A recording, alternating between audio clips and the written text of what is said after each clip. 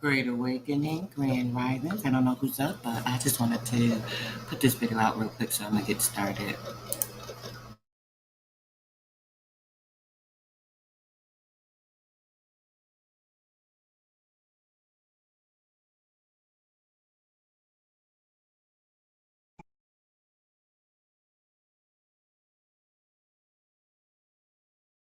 Dialogue.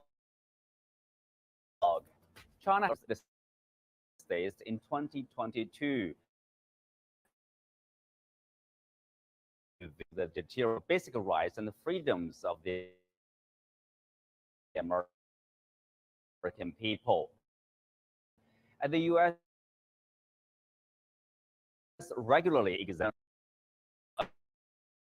its own country or how it violates and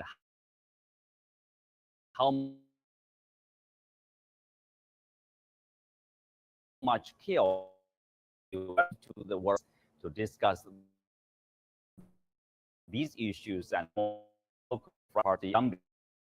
That's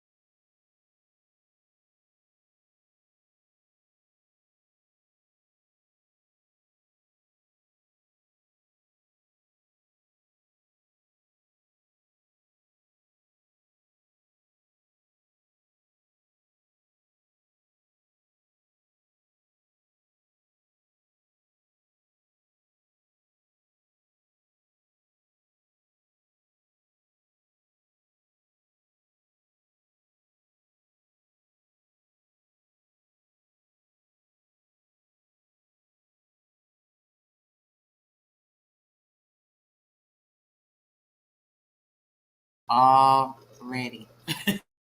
All ready. Can get started. What's going on?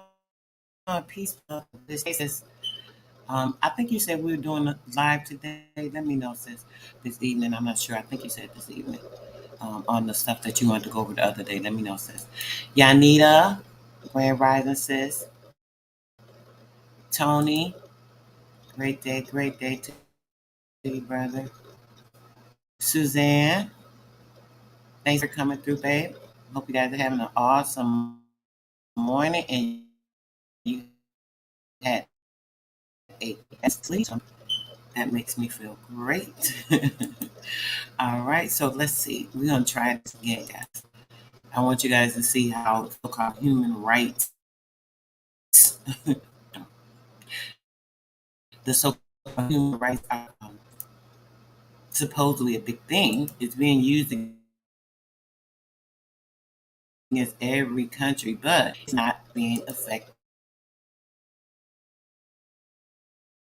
here. Hmm.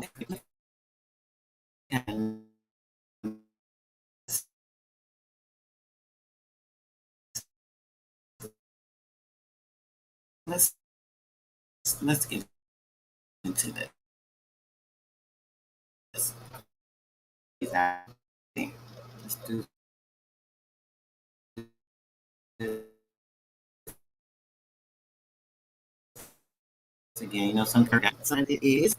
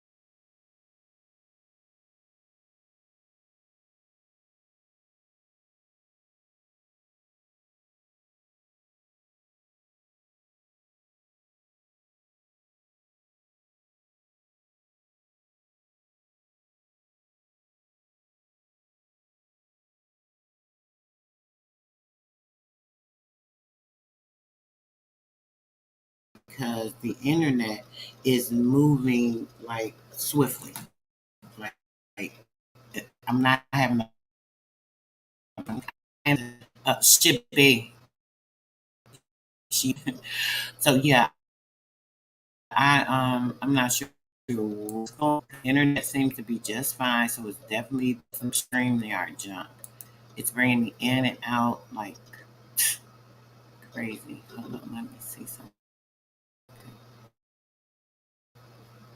I'm gonna try. It's crazy. So annoying. So annoying.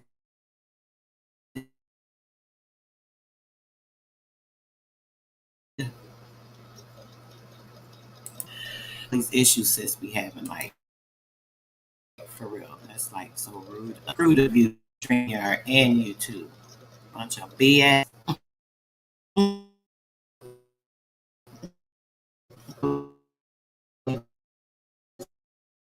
Just the smoke,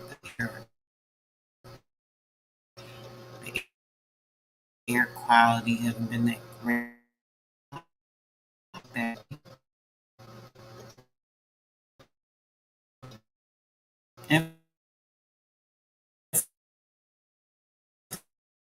infinite love to you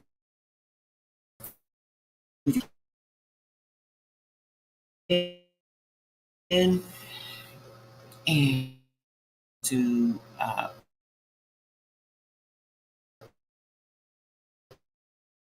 just let it build up from the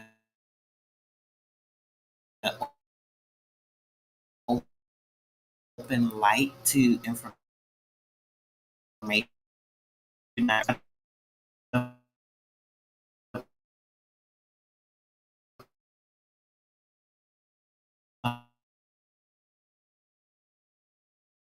The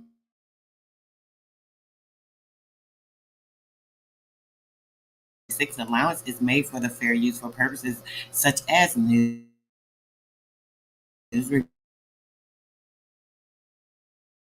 reporting, teaching, scholarship, and research. This disclaimer just lets everyone know that this is for entertainment purposes only. It's for entertainment and educational purposes. The main radio fair use guidelines 17 USC code number one public video. So I am accessing public educational purposes. So let's try.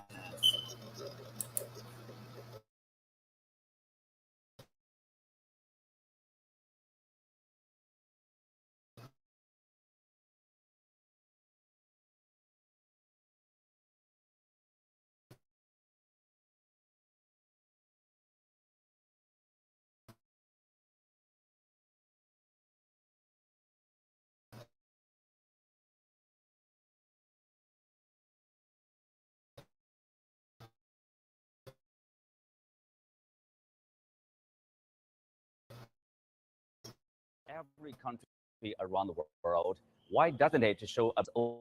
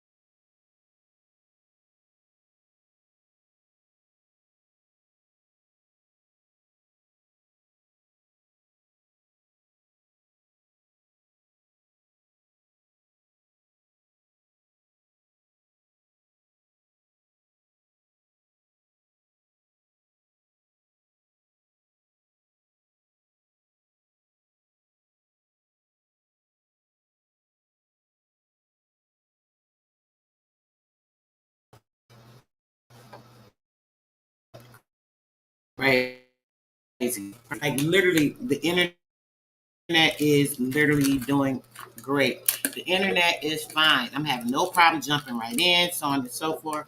So YouTube and StreamYard, get on my ass. Like seriously, stop the clown shit. I'm just talking about information that's already out. Like so absurd and stupid. I'm not gonna let it disturb my day.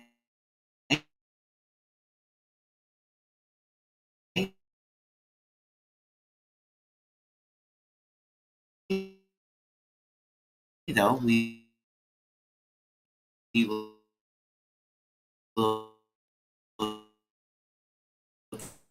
try it again.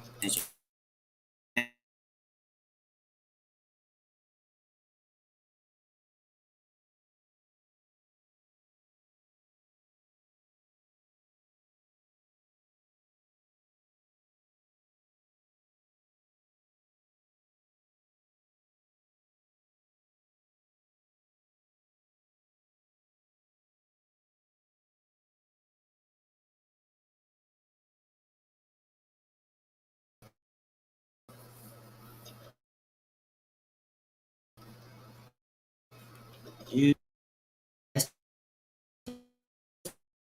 for a quick second. You see what it's not the it's not the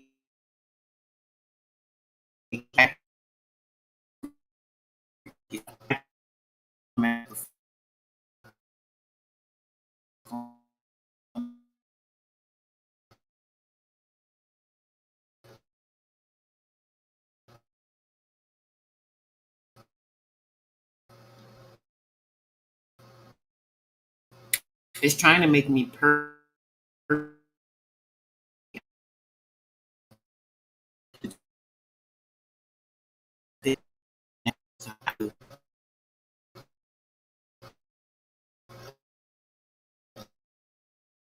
give them my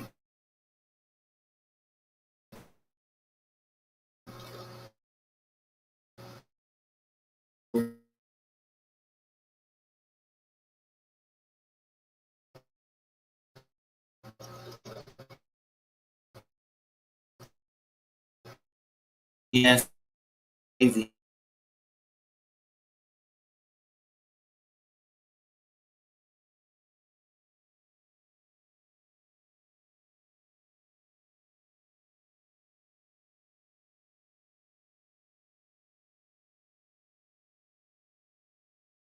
The problem with the connection, I wouldn't be able to do anything.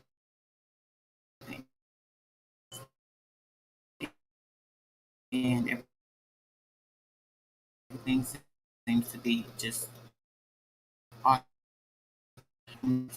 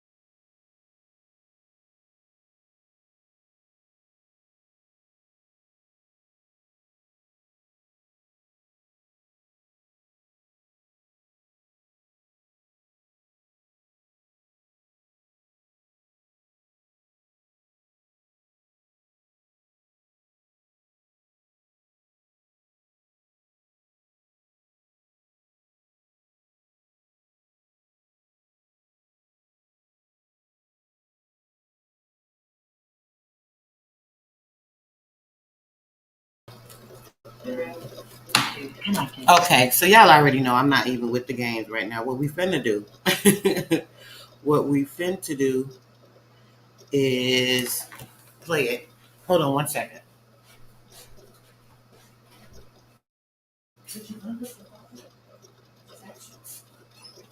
All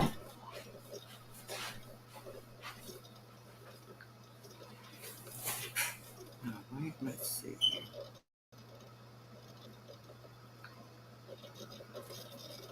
I ain't even finna keep playing with these people because it's not even that long. I could just play the video. Let me get this connected so we can get going because this is like wasting my time and your time.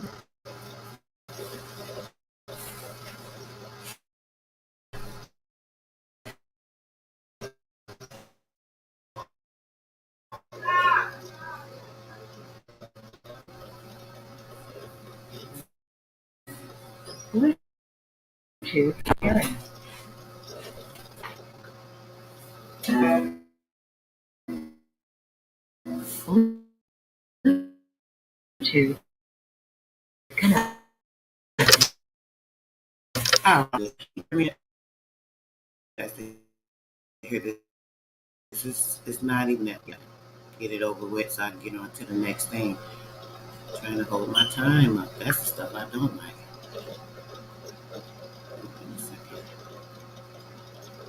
Here we go. Let's go.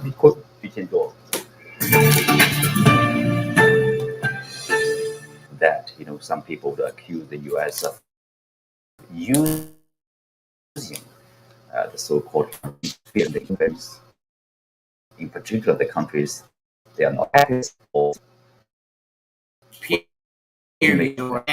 of human rights that the USA waived is hypocritical. This is the country that has invaded other countries, killing so many people, including children. This is the country that has appropriated the resources of other countries, leaving those countries helpless. Look at Iraq today. 20th anniversary of 20th anniversary. What is happening to the Iraqi oil money? When Iraq sells oil, all the money goes to the USA. It's the USA government that decides how much to give it to the Iraqi government. They also submit a budget to Mind the USA. you, keep in mind, right? Keeping in mind, we're talking about the U.S. corporation. After 20 years of that conflict, is Iraq independent? Is Iraq sovereign? I hear you, Darren. Other countries' territories.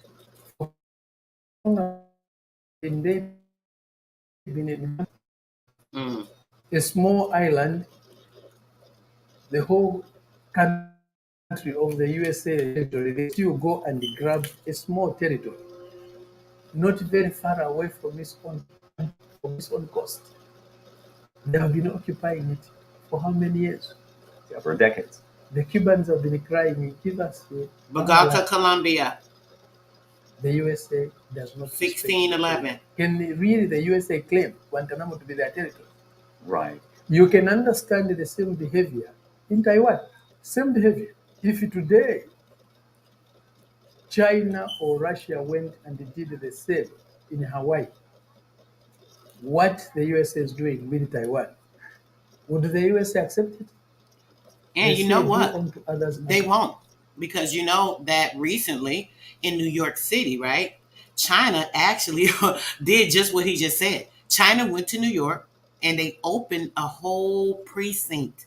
China had a whole entire precinct open in New York, and the government just shut it down. So, yeah, they can't do it, but they go do it anywhere they want. Check it out. Would like them to do Take over any place, any area, any Does the state. USA do unto others as it would like them to do on itself? This is an interesting Peace, perspective Pony for the Locks, point here. Chief You Crazy mentioned about Overstanding. the equality among sovereign nations. That's an exercise of democracy. Sovereign nations. Based on equal footing and expressing one's wish or one's needs or demands equally in the international community. Do you think there's enough democracy in terms of that respect? If you don't respect the territories of other people, those territories are occupied by human beings. How can you respect human beings when you don't respect the territories which they occupy? How can you respect a human being when you don't respect the privacy of their home, the dignity of their home? Privacy. A homeland is something very important to a human being. Every human being on this planet has a homeland. The homeland is their house. It's their home. That's why it's called homeland. Homeland. You don't just get into somebody's house. You don't just get into somebody's country and interfere. If you don't respect the sovereignty of a territory, you cannot respect the human being who lives in that territory. You cannot claim to be committed to their democratic rights. You cannot claim to be committed to their human rights. What are human rights without a homeland? What are human rights? If you're not secure in your own home, right? How can you have human rights? We're not human, mind you, keep that in mind, because we know what human is, right? But when it comes to people describing a matter, it's just the same as a person when it comes to the legal, right? So just keep in mind, it is referring to the person, the human, the being, so on and so forth. Your home being the homeland, and someone coming in to invade your personal space. Keep listening. Good. When your rights can be trampled on, when your leaders can be toppled anytime, when your leaders can be killed anytime. Look at what they did to Saddam Hussein. Look what they did to Muammar Gaddafi in Libya. Look at what they do to other people. Even at the they never respect the leaders of other countries. Interesting. Why is that? Interesting, very interesting. Why is that? Someone in the chat, is it the leaders of countries? Let's say the U.S. was the total government of our Americas. Let's say they have the rights and the rules here, right? And they were the controllers here. They had the right to control here. What gives them the right to go to other continents and other countries and make them follow their guidance and their standards? Keep listening. Point you mentioned about respect for sovereignty. The part of the justification is on the Middle East. In addition, there are forces. Iraq today is ungovernable. It's a failed state. Failed. Since the murder of Muammar Gaddafi, is Libya today more democratic? No protection. No protection for our. So is Libya today more stable? It's a failed state. Wherever they have been, there are problems. Have they brought peace and stability and democracy and respect? I know the accents are annoying. I'm with you, bro, but they talking fast. Let me say this. Y'all already know how I feel about the foreigners, right? We don't even get into it because I don't have a hatred for anyone. Some people are just lost and, they're in their own world for a reason. That's why we're separated from them. But that has nothing to do with it. The fact of the matter, like the brother said, the thick accents are annoying as F. I am with you, brother, 1,000% But when I tell you, if you guys have been listening just for the last 5 minutes of this video, they're spitting nothing but facts. And it's just amazing how, it kind of feeds into some of the things I'm going to talk about. So let's just check it out. There's a method to my madness. Of the Russians, where would Syria be today? They would have overrun that people. How many countries has the USA toppled? How many coup d'etats? Peace drop. How many assassinations of leaders of other countries have they carried out? How many citizens of other countries have they killed? How many citizens of other countries have they arrested and detained and released without charges? Well, in addition to the lack of respect for sovereignty or abuse of human rights, what about the record of the human rights record inside the USA? Best know it. Look at the Best treatment know of black it. people. George Floyd? Yes. And when did black people start voting?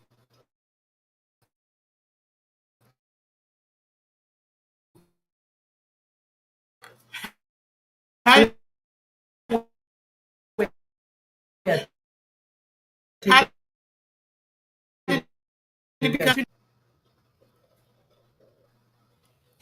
was always independent.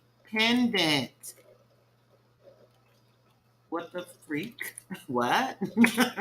Always. The United States did not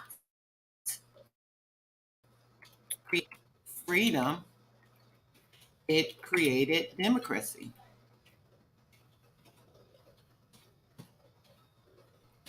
Or democracy. Yeah, critters. Critical.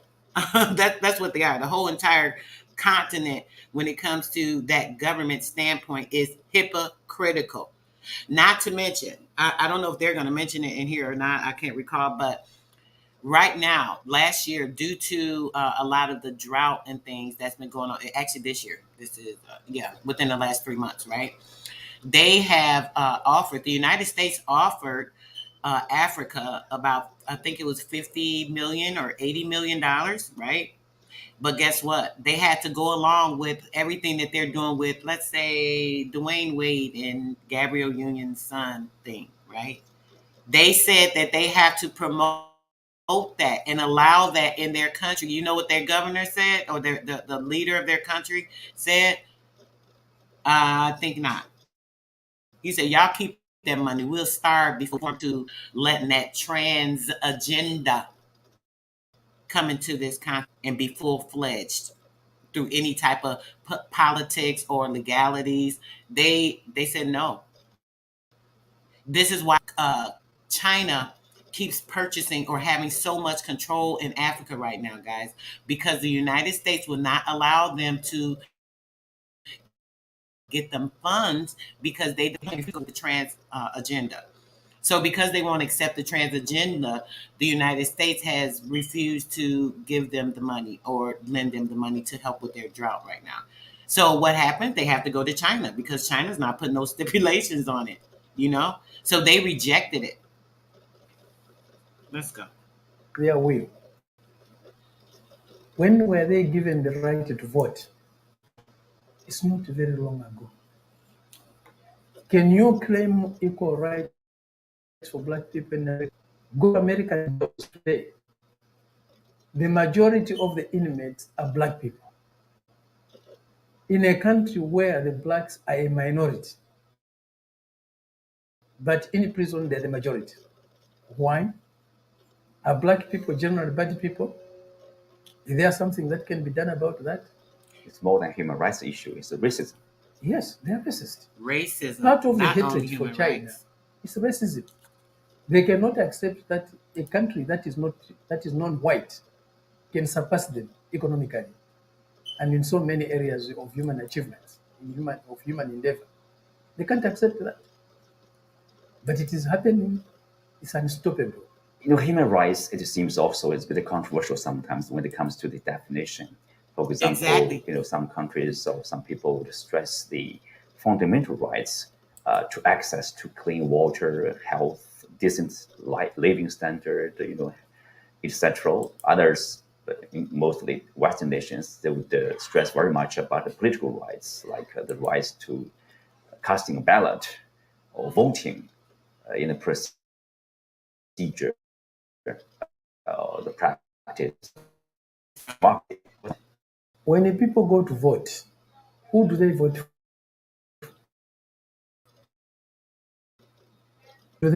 Do they vote for other people? Now they When it comes to other rights like access to clean water, Grand Rising, right? access to food, who do they feed? Do they feed themselves? Do they put water in their own mouths or in the other person's mouths? They care about voting because those poor people do not vote for themselves, they vote for them.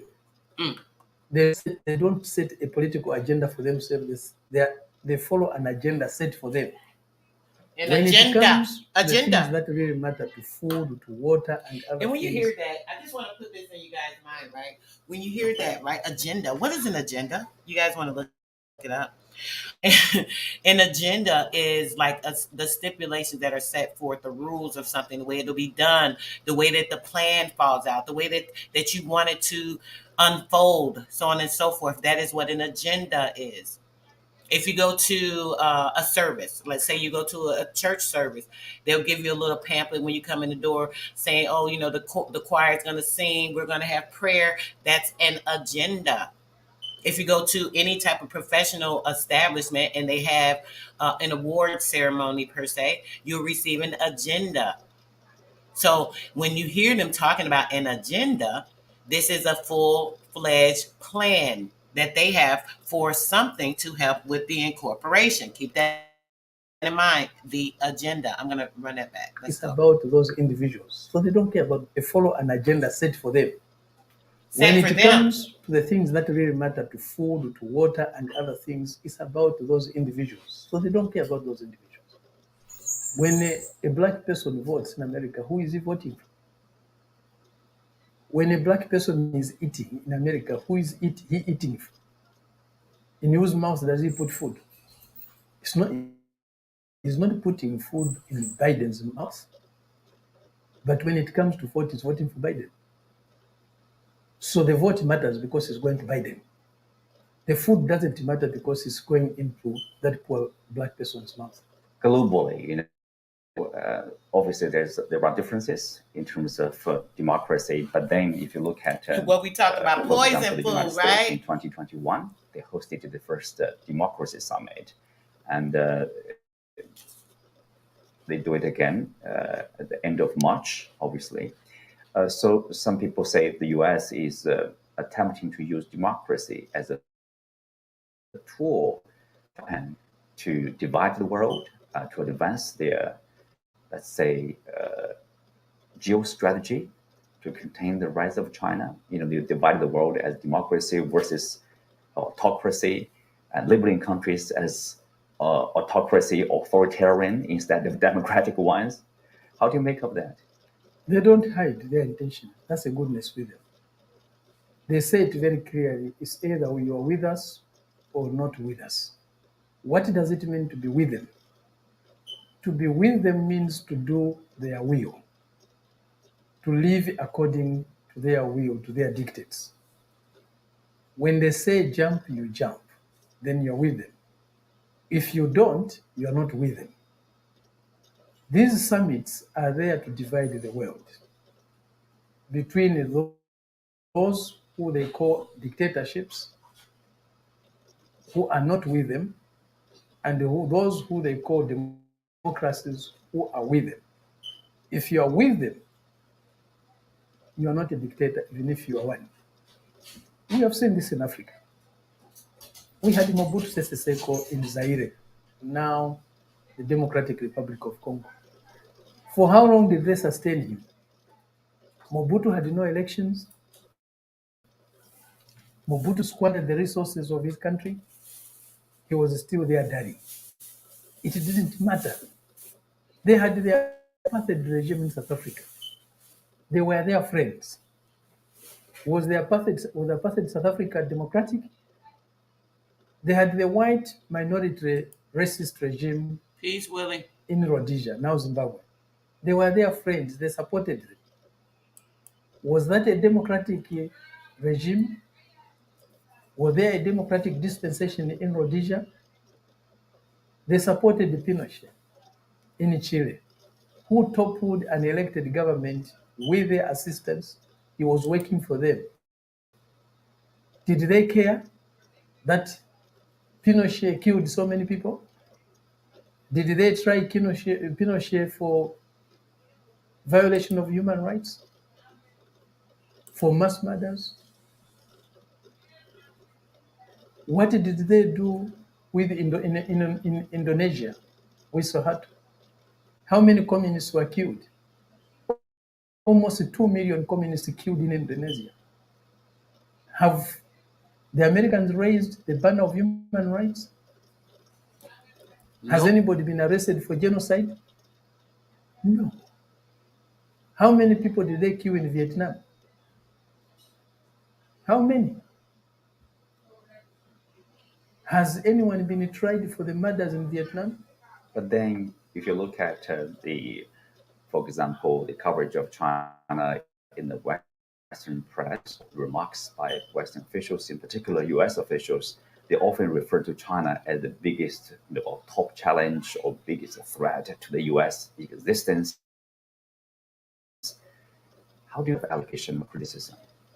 You can understand why they are worried about like a country like China, because China is working in the opposite direction to them. China is working to free other people and free itself from being plundered, from being humiliated.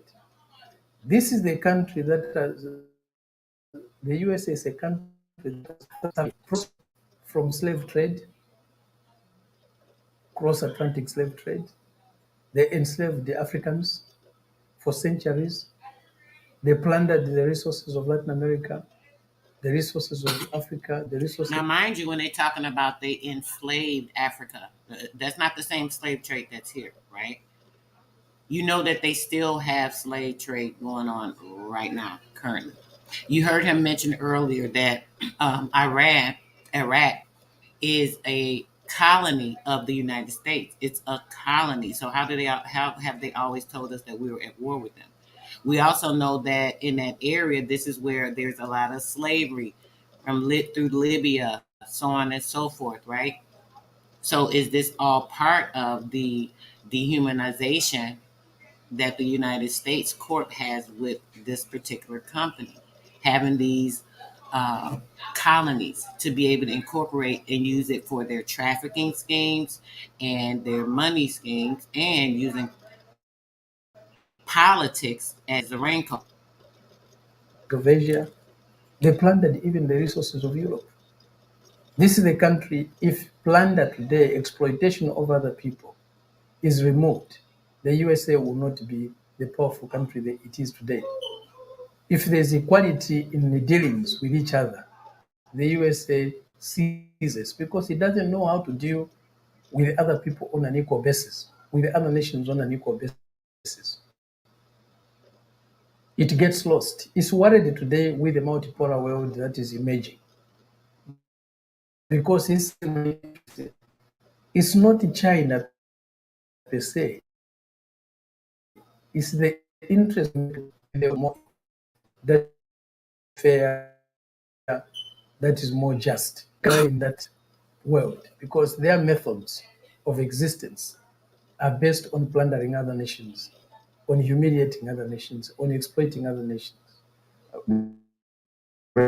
Recently, the Global Civilization Initiative calling for cooperation and coordination among different civilizations, while stressing the fact that there are a variety of civilizations around the world. What do you make of that? The concept itself of Global Civilization Initiative, it shows the care, the respect for other people. We are all the same, but we have been living different investment. And real quick on that, brother. So they came and contributed, right? You heard them discussing it early, talking about Iraq and so on and so forth. These places that the United States has colonized, just like they came here and they have been colonizing, so on and so forth. So this the same thing, right? So they've colonized over there, and they're using that as because they have certain ruling over there with their colonization and the control that they seem to access over certain parts of the continent. What they do is use these areas for their crime, for their sex trafficking, human trafficking, slave trade that they have going on now, currently to this day. I'm going to show you guys something, even on the. Oh my gosh, I can't even think what it is. It's so crazy. When they're working off their debts, the servitude of that. Just watch. Wait a minute. There's many problems. When you want to make other people feel they're inferior to you, That part, it's bro. not a path to a peaceful world. So you can see the clarity of President Xi, of the CPC, in terms of the future of this world. You cannot build a future world that is peaceful, that is fair, that is just, that is humane, without respect for Peace, others. brother. Grandis. Let's have a short break. We will continue our discussion right after this. Right, brother. I know exactly what you meant. Committee and the co-chairman of the International about done, Conference guys. of Asian Political Parties, to get his opinions on this topic. Let's have a look. Recently, you pointed out the problem of political tribalism in some democracies, which sacrifices national interests for party politics. Tell us more in that respect. You see, I made that statement after my recent visit to the United States. Because I lived Pakistan in chairman. Washington, D.C. And I was studying in Georgetown University School of Foreign Service for 4 years. And I worked in the U.S. Congress also as an intern.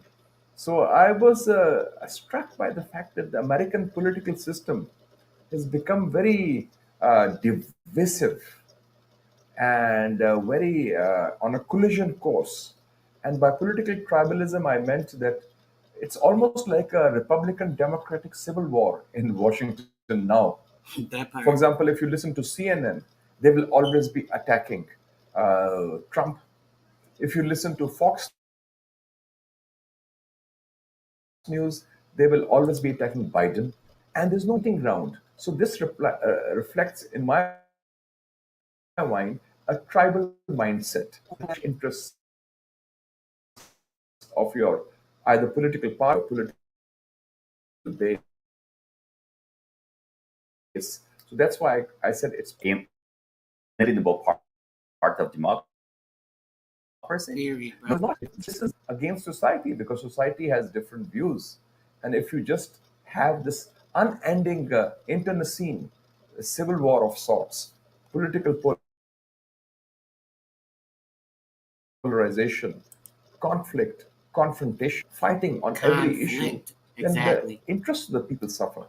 Democracy is supposed to serve the interests of society and the people as a whole, not the interest of one small group or clan or vested interest or a lobby or one political tribalism reflecting a certain narrow political interest. So it is contrary to democratic norms. Right. Speak of this divisiveness you mentioned in the United States. Well, there's one consensus very strong in the U.S. That's about hostility, a growing hostility against China. Both Republicans and the Democrats, they do agree upon China is a Indentured servitude. I don't know if I'm going to play this video, but I want to mention this real quick. So this is a Senate from Pakistan, right?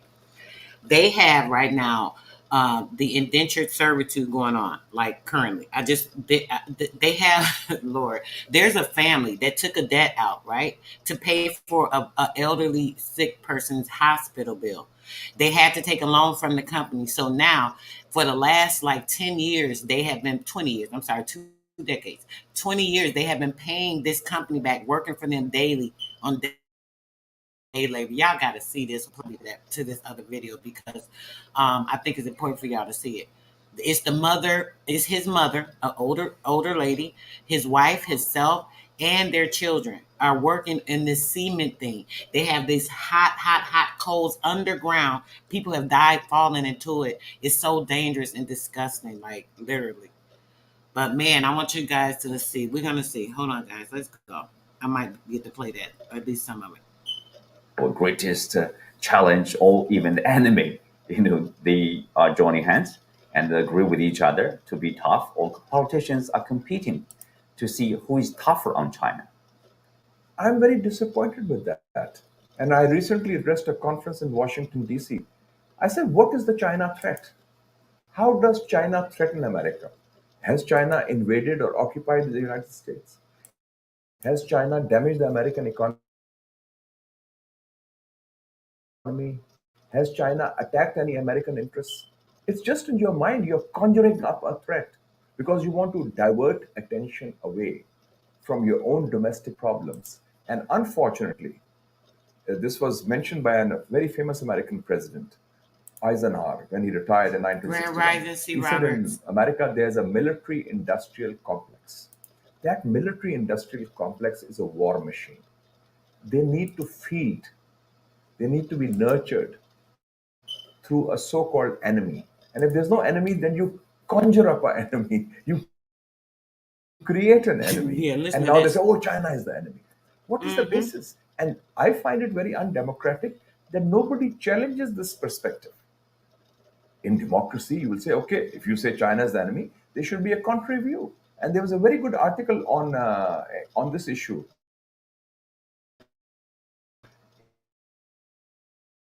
in the foreign.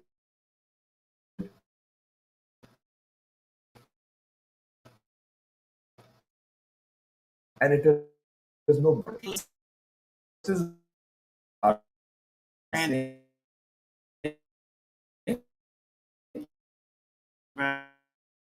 what is the payment and so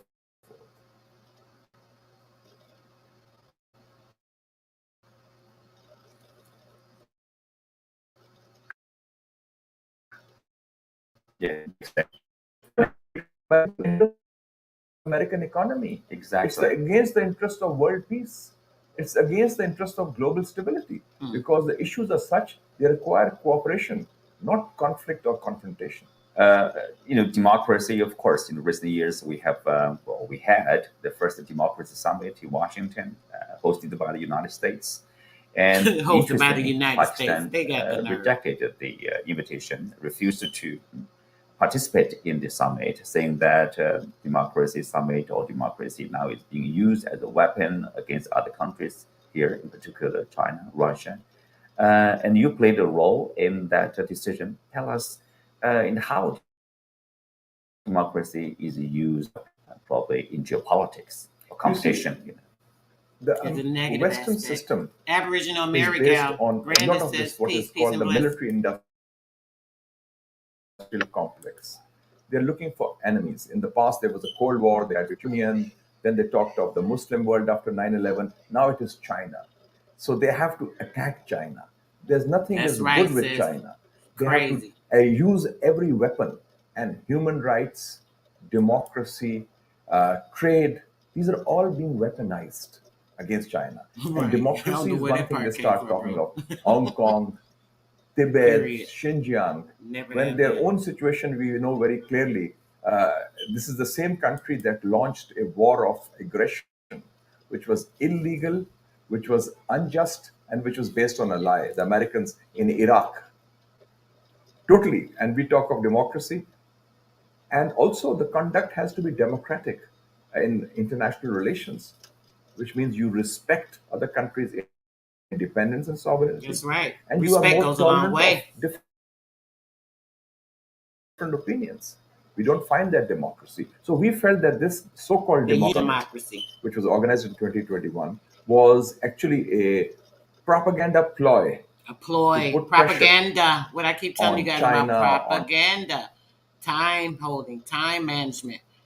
Propaganda. Ganda goes into time. Shifting of time. Making something different, moving it to another space, Russia or other countries and a lot of other countries did not accept, and we refused to go there. Mhm. And I hope that this time also we will take the same decision, hopefully. Yeah. Because you see, we don't need a certificate of democracy from any country, Mhm. and especially those countries who have double standards and whose own track record on democracy is rather dubious, if I may say Really? so. Well, Senator, There's I no also want to record. have your comment on the recent No visit, President Xi Grand Jinping's Rising visit to Russia. reads Learning This is Street. obviously about the bilateral relationship between Beijing and Peace, Moscow. bliss. It's also about the Ukraine crisis. What do you make of the visit? This again shows the contrast between China and some of its so called Western competitors. While the US is erecting barriers, China is building bridges.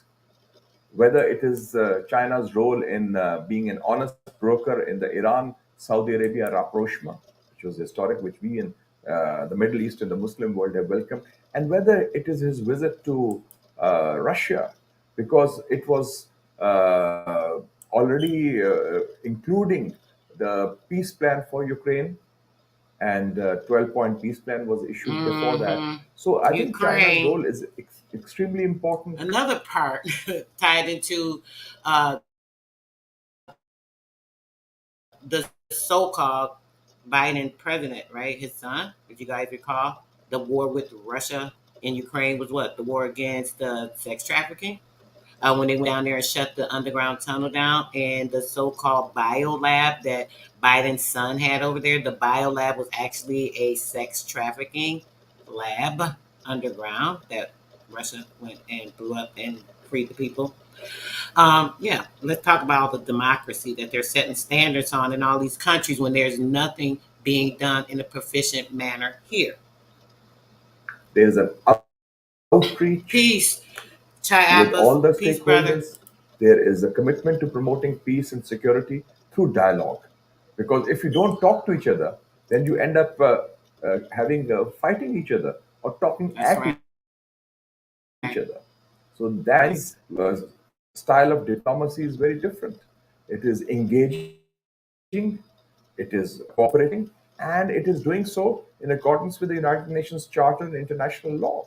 Who So I think created this is a that? very important visit, and this visit is extremely important also in the sense because since the Ukraine situation and the conflict, there is a new divide, a north-south divide, and I feel that the global south does not agree with what is being done in Europe because that's seen as a European war and it's not about us. And that has given us strategic space. We in Pakistan, and you can see whether it's India or South Africa or countries like Indonesia or Saudi Arabia or even Turkey, they are taking Iran, they are taking different positions on this. They feel we are not going to be part of a new Cold War. We want to be part of a new world order, which is based You hear on this? win-win cooperation, which is based on connectivity, and which is based on consultation. To the New World No. Order been in place. It's been in place since when? When did the New World Order start? When they came here to the old world and tried to recorrect it or reconstruct it to so-called New World, this being the old world, right? They knew that. They knew this was the old world. Who the hell didn't know about America? So many people have came there. Listen to this, guys. We got more accents, but I got some good, some information I want you guys to hear. Now, you know how everything happens here. They use the politics and religion, Christianity, against our people. They do it over there as well. They're doing it now, currently, and they have been pressing down on them for quite a while as well. But they actually started with them after us. They had the Christian people that under control at, at some point, and that is the old world. They tell you north is south and south is north. Actually, south is north and north is south, and east is west and west is east. Right? Everything's the flip side. You know, everything's rearranged to a different way. It's kind of like a person with dyslexia. That's not a mental illness. They're actually saying things the correct way because they're seeing through the spell binding. It's a mind or a mental manipulation. I'm going to get into that. But check this out. I'm not going to play this entire video, but I want you guys to hear some of this, and I'll fast forward some and hear the premise of them folks that religion is used to manipulate Africa into poverty. It's used, excuse me, guys. It's used to manipulate Africans into poverty. The same thing it did over here, didn't it? But they're taking whatever they have now, even less to their stability, because we had everything and it kind of turned everything around. But let's just check this out. I thought this was interesting. When we say religion is the opium of the masses, trust you me, Africans are intoxicated by this opium. Through the pulpit, you can easily hoodwink these people into leadership, into becoming the most influential businessman, into becoming the most revered preacher. There are punks on the pulpit in cahoot with very scrupulous individuals taking advantage of Africans and their belief system. And guess what the disease is? The disease is poverty. And people are using religion to keep people in the same poverty cycle. And people cannot think, because the Bible and the religion that they believe in is one and done. It's final. Guys, let me tell you, PLO is not buying it. Patrick Lumumba is not buying it. And he's calling people out on their BS. Listen to this. When I travel across the continent, and I do, in many countries, I am amazed by the number of buildings whose owners claim are churches. In a distance of 1 kilometer, you will see the Bible is now in creating false industries. In the continent of Africa. In the continent. And that is not to be celebrated. It is to be frowned upon. We as Kenyans have become a nation of thieves. A nation of thieves minus opportunities. All of us are busy looking for opportunity to make wealth. It looked like it's starting to act crazy, was it? Okay, let's go. We're okay, I guess.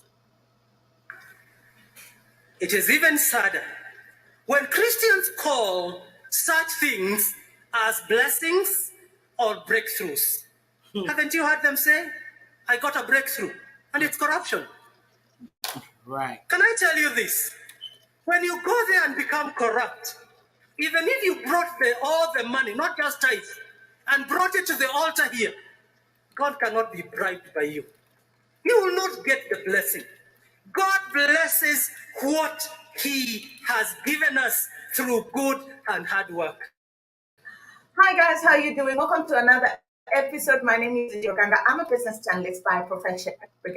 Such a business was charged at the highest court of the land, the International Criminal Court of Justice, for instigating violence in 2007 and 2008 after an election. It is alleged that these are the people that sponsored the burning of a church with people inside in Kiambaa. These same people, barely 10 years later, have sanctified themselves with the blood of Jesus, gone to church, given millions and millions and millions in donations, and now they're holier than thou. You know, they're in cahoot with the church, and the church really loves them, and the church helped them ascend to power. The church, what has become of the church? The church helped them ascend to power, right? Because why? They were into politics beforehand. While they were in politics, they got caught out doing what they weren't supposed to do, stealing from the people, taking advantage of people, so on and so forth. 10 years later, they come back. Oh, I've been born again. Oh, I'm just saved by the blood. Just now I am purified. I am walking with the Lamb. The Lamb is literally on my shoulder, my back, my neck. I am wearing the full wool of it, correct?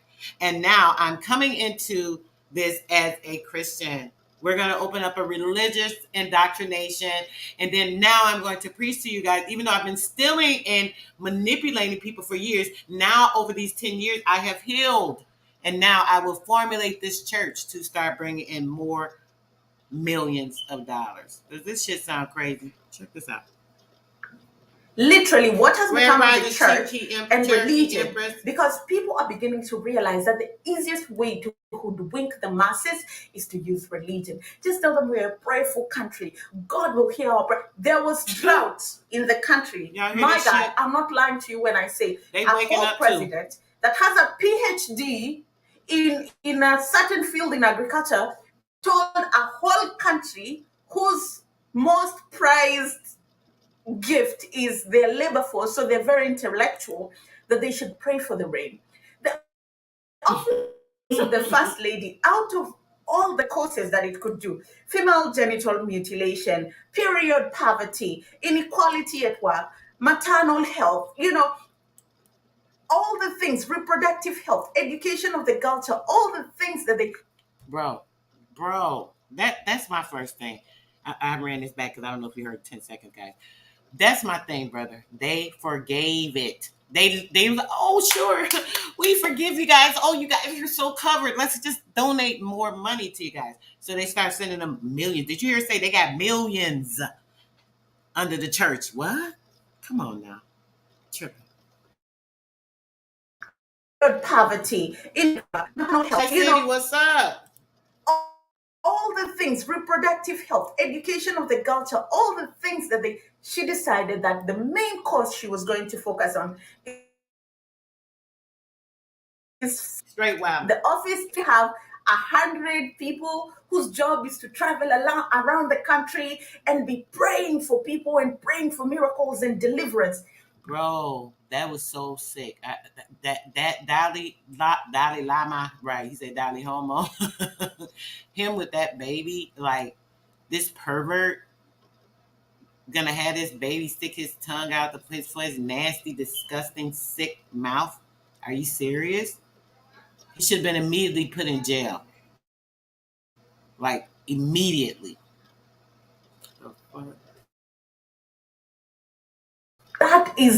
That's their goal. Like literally, Empress that Vicky is Grandis what says, the office of the right first there, lady is committed to. Then State House came up with this. I can't even wrap my mind fasting. So you cannot take food. Everybody is fasting, if you live in a God or not. Everybody is fasting for the country. And then you ask yourself, why are we going to school if we're not going to use our brain to think? Why are we going to go to school? Right. It is so crazy that they used the church to be able to rise to power, and it worked in their favor because majority of Africans are in church, and they're in church for the wrong reasons. We are poor, right? Many of us are very poor. We're struggling with very many things. Many young people are going to church because they want to beg God for a job. There was this tweet somebody said, why is it that when many young Africans leave Africa and they go abroad and things are working well for them, they don't go to church? Why is it? And so, because they know that people are there and they're desperate and they're very destitute, they take advantage of that. And the church is making it to sell their agenda. Does that make sense? And sometimes it just baffles me. How did we get here? How did we get here? And PLO just says, even this religion that you're fighting so hard for is not yours. It is not yours. The very same people whose white God and white Jesus you've hung pictures of in your house, they have very little regard for you as human beings. Yet you're so hell-bent on their religion. Sometimes I ask myself, how did my great-grandfather used to pray before the white man came? And if you not forget that the Bible and the gun came hand in hand. They were praying on top of your head with a bullet in your lung after they've stolen your land. In Cape Coast, the slaves were under the dungeons, and upstairs they had a church. And in the church, they had a cutout where they would lift and look at the slaves down and see how the slaves are doing. Anyway, let's listen to Dr. PLO. Christianity as we know it today in the continent of Africa was midwifed to us in the continent through Europe, through the missionaries. When they came, they were reading the very same Bible that we are reading today. It looks wrong. If it is, sorry. When they sat in Berlin and were dividing the continent of Africa, they were reading the same Bible that we are reading today. The same Bible in which, in Paul's letter to the Galatians at chapter 3:28, he says, there are no Jews, no Gentiles, no slave, no free, no woman, no man. They read that verse. It was not interpolated later after they came. They read it. But they came here and conquered us. They came here and discriminated against us. The same Bible. They were being mentored by that very same Bible. They came here when they had divided the body of Christ. The English had appropriated the religion in 1534, and they now had their Anglican church, complete with the monarch as its head. The Scots had appropriated their own, and they had the Presbyterian church. The Greeks had their Greek Orthodox. The Armenians, the Armenian Orthodox. The Roman Catholics were even bolder. They called it the Roman Catholic Church. So that even when they are in Uganda, is not Uganda Catholic Church. And you are going there and you are saying you are Rob. They want to come control. The United States Corporation, they submitted their articles of incorporation to have a company to go over the entire world and rule every damn where. So you gonna go, that's like me going to your house, right? Let me come for a visit. You invite me over and I'm like, shit, I like this house. This is a little more comfortable than mine. You know, I think I like that TV. I think I like that vase over there. I also like her refrigerator a little better. Oh, yeah, I like the side-by-side feature. Mine is not like that. I think I'm going to take these items and then I'll be back because I have place here. I've been here. So I'm going to stake a claim to this house and I'll be back to, assume the property if I choose to. Or at least control it and tell you what to do with it. When you get paid Friday, make sure you call me. Tell me how much you have, and I'll tell you what you're going to do with those funds. You know what I'm saying? It's kind of like that, right? Is that shit absurd or what? Man, the Catholic Church.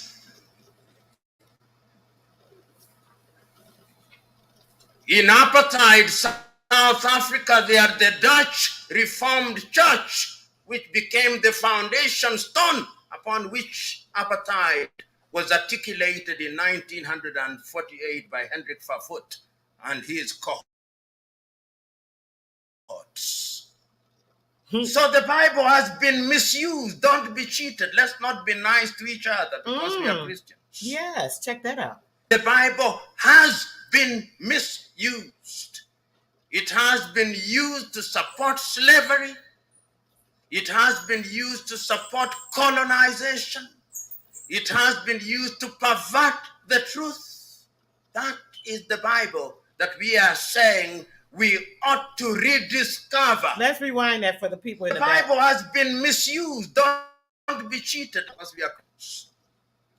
The Bible has been misused. It has been used to support slavery. It's been used to support colonization. It has been used to pervert the truth. That is the Bible that we are saying we ought. So when we are gathered here as Christians and we are On the ball and chain, right? They should rediscover it. Grandis, David Murphy, and Benny Young, thanks for coming in this morning. That's like taking a ball and chain and saying, shit, I like that ball and chain. Let me just pick it on up and I'll just drag it along with me every damn day, right? And when you think about it, right, let's just take this on. It's proven and shown what it keeps doing to people. Come on. About rediscovery of mentorship in the Bible, we must have a spirit that is a questioning spirit. When His grace was preaching to us, He said, do y'all remember we read in the book that it told you that Jesus came, the Spirit, to press down on the people? The dark spirit, it said the dark spirit, to press down on the people. Do I need to find that book and pull it out my library and read that to you guys again? To press down the dark spirit, which is to hold and bind. Come on, y'all. We must always be nice before we are good. Not always. And I've always talked about two approaches to be found in the Bible. One is of John the Baptist and Herodias.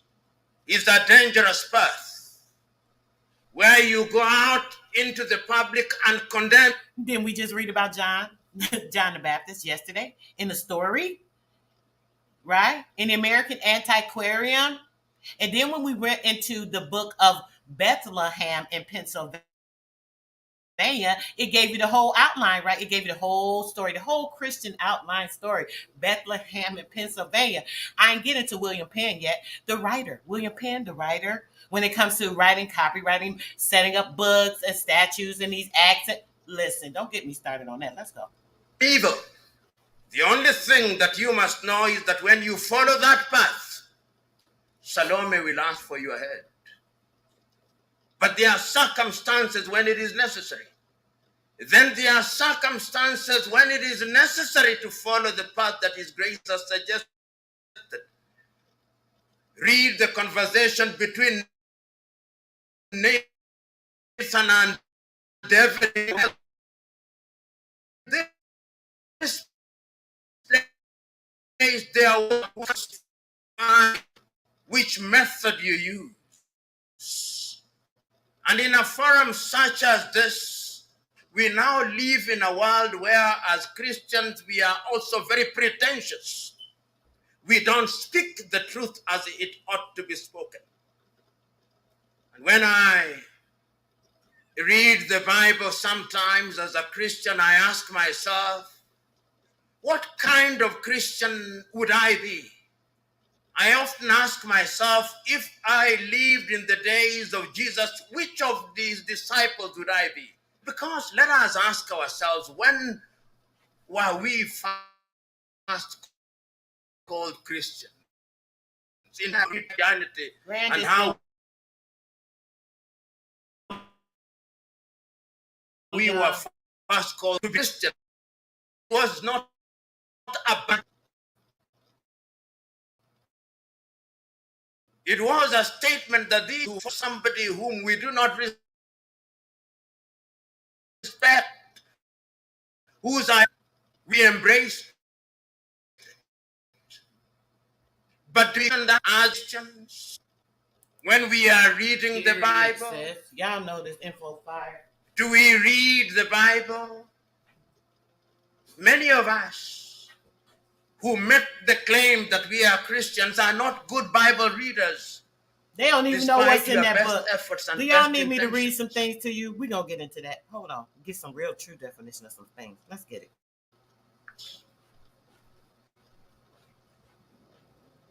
I normally ask this test question to my audience rather lately.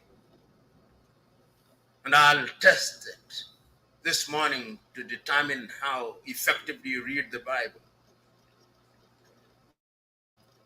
When you read the book of Isaiah, chapter 6, it says that in the year that King Uzziah died, the Lord appeared unto Isaiah the son of Amos.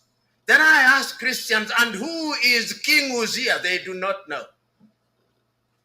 They have never read about him in the Chronicles because they are satisfied with what they are preached to and about. Christians don't read the Bible.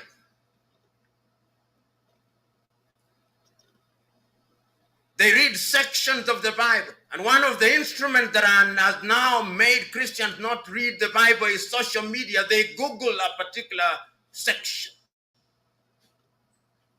Your Grace, you'll see if you are from the pulpit occasionally, most of your congregation are not looking at you when y'all be talking about preaching these the word. pan They boo are boos, under the- these pan Africans. He ain't pan. When I tell y'all this brother fired and he hitting on everything that sound like what? The truth. He ain't said a bad thing yet. We can't call him a pan boo boo. We gotta call him out the pan. They try to cook him up, stir fry him. Homeboy done hopped out the skillet into the fire like, what's up? I got this. Come on now. table. Hitting on it. Many times you read the word and they are looking for it as if it never existed. That is the kind of Christians that we have today, claiming to be Christians. And if they claim to be Christians and you want them to rediscover mentorship from the Bible, how can they be mentored by something whose content they do not know? I remember when we were baptized, we used to say, I reject the devil with all his works. I'm sure many of you remember that. That is not true. You never rejected the devil with all his works. Those were words that you just spoke on the spur of the moment. I remember one day when my little daughter was getting baptized. So we went for preparation for baptism at the cathedral. And the provost of the cathedral asked me, do you believe in child baptism? I said, I do not believe in child baptism. Then he said, why are you bringing your child? I said, because I don't want you to give her trouble asking why were you not baptized. And we entered into a debate and he asked me, why don't you believe in child baptism? I said, it has no biblical basis. Because if it had biblical basis, Christ would have been baptized as a child. That debate still lingers, and I'm quite certain some of you may not agree with me, but it has no biblical basis. As many as believed were baptized. Children cannot believe. They have no power of discerning. I'm still talking about rediscovering mentorship in the Bible. That part, sis. In this congregation, if I were to pick any one of you to recite for me the 10 commandments in the order in which they were given to Moses, I can assure you, and I'll not try it, I don't want to embarrass anybody. Out of 10, possibly only 2 would recite them in the order in which they were given. Because to you and me, 10 commandments have become 10 suggestions. 10 suggestions made only when it is convenient. And yet, if we were to use the 10 commandments alone as the basis of governing our lives, no other laws in the world. But we do not look to the Bible. The Bible does not guide our lives. The Bible is a convenient thing that we make reference to when we want to cover our sins. It has become a moral fig leaf that we use to hide our nakedness. I think my issue is Africans need to decide what they want out of religion, unless politicians are going to continue to use it to their advantage. Take, for example, what happened in Zimbabwe, the gold mafia. It's The a gold pastor. mafia. It's a pastor that is at the center of that thuggery. You know, and he came out with a very long press conference trying to defend himself. It doesn't change the fact that you were caught on camera trying to do unscrupulous business in the name of the father. And he will defend himself, but then why did you need $200,000 to organize a meeting with the president?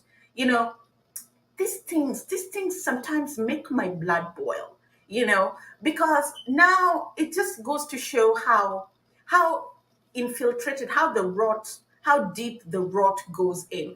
And very rarely do you find people in the clergy calling this stuff out. But in But they Kenya, are I part of remember, it. I think once. Why would they call it out when they're part of it? They are all part of the same gang, right? The Holy See. Let me pull up the Holy See real quick. I think I've talked to you guys about this plenty of times, but let me just let you see. Okay.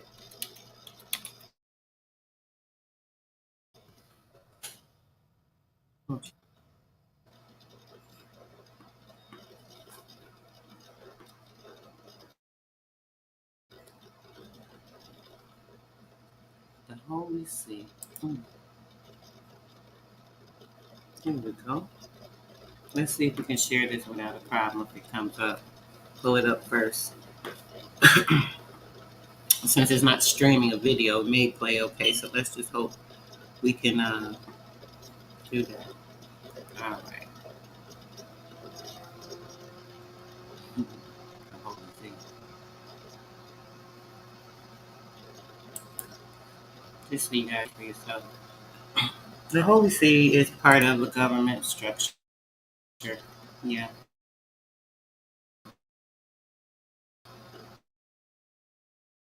It is.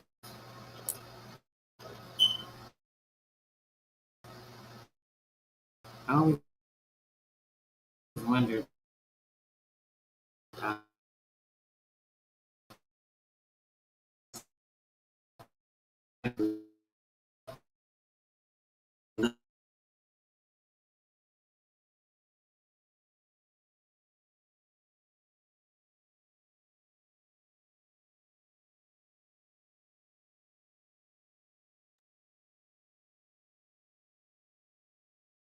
to see the origin. It's acting a little silly.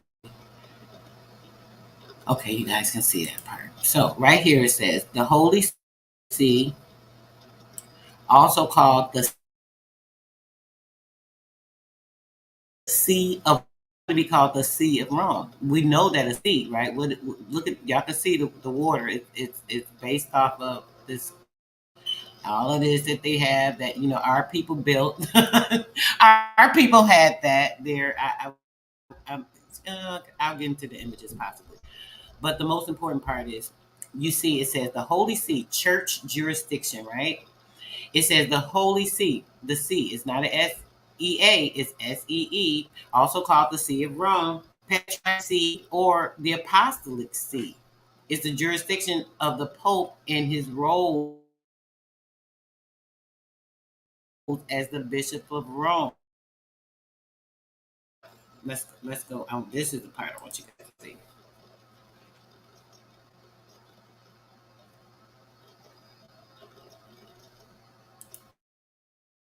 Come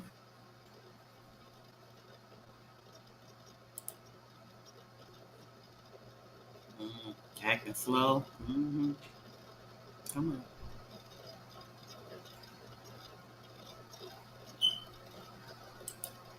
Ah, there we go. The Holy See. Look at this. It is what? An official website of the United States government. Do you guys see that? Has anyone ever looked this up many times? If I've talked about the Holy See, Put a 1 in the chat if I don't want to read everything. I want to know if you guys have at least been familiar with it. Anyone at all? Probably not. I know I talk about a lot of I was put in the bag of website of the United States government.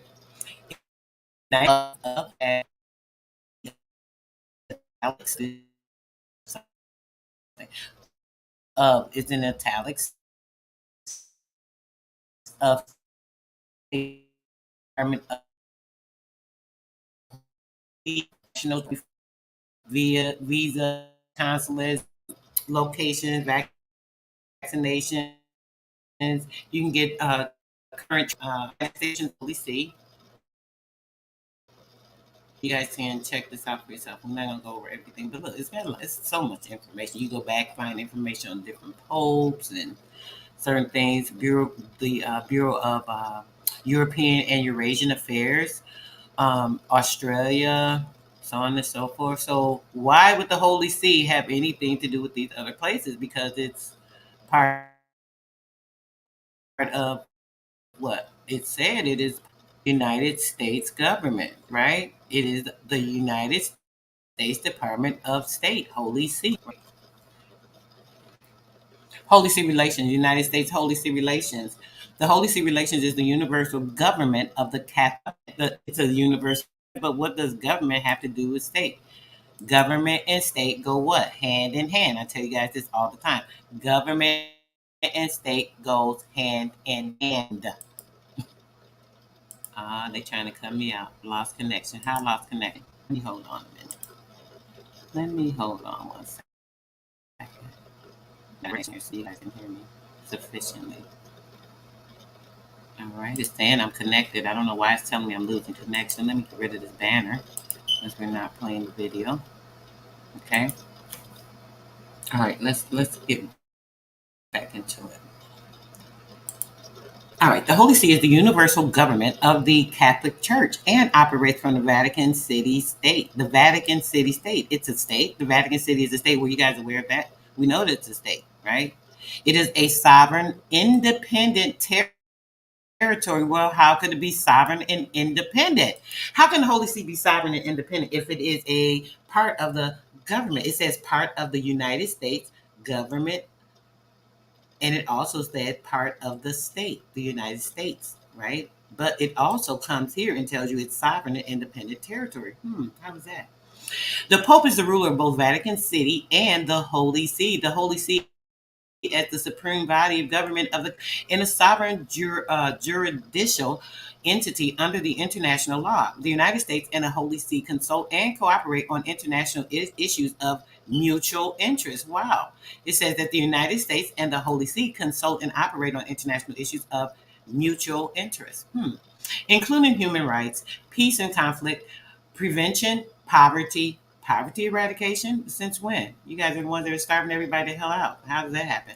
Poverty eradication and development, environmental protection, and interreligious understandings.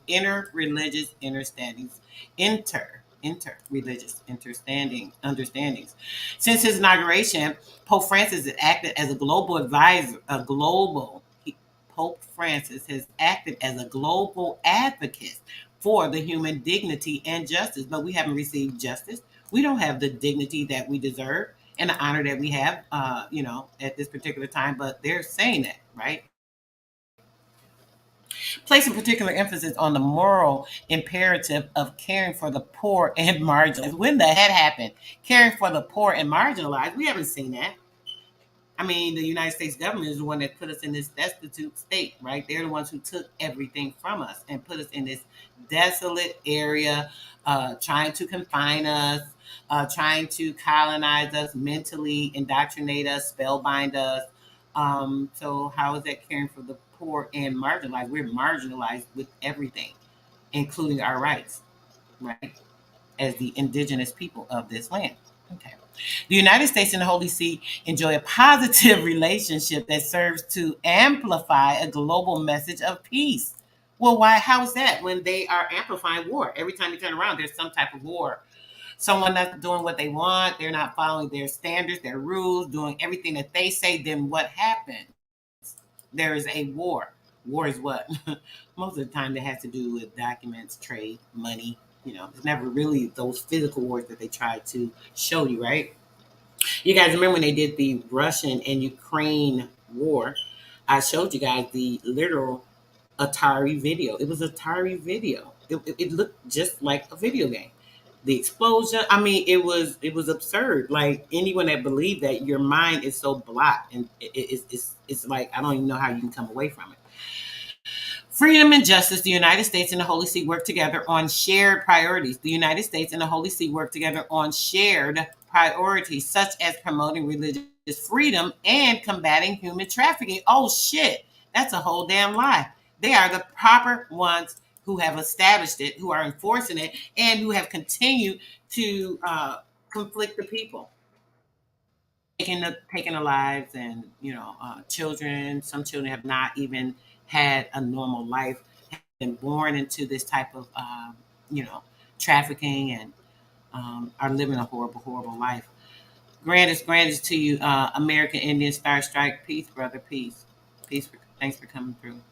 Virtual CEO. Peace, brother. I don't believe I've seen you earlier. Oh, I appreciate that, brother.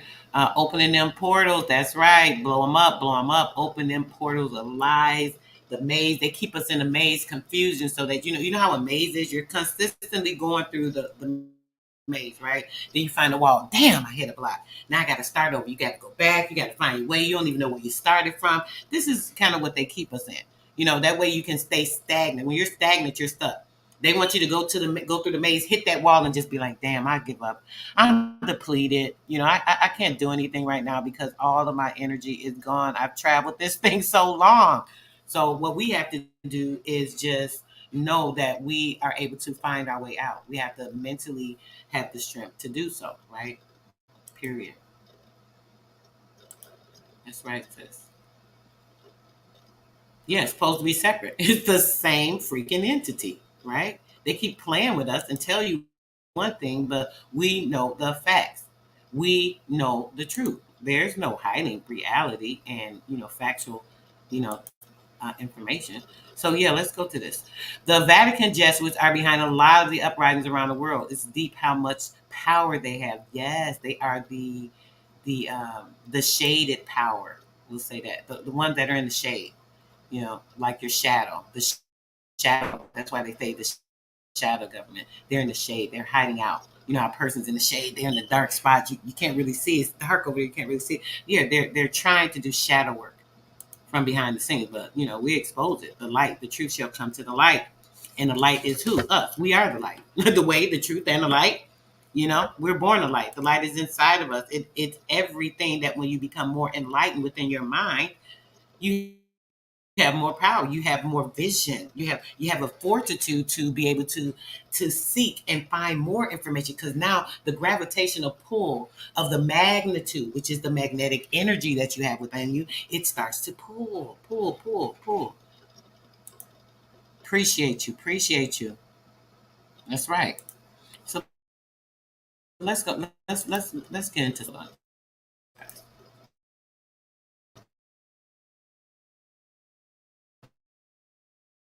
On the show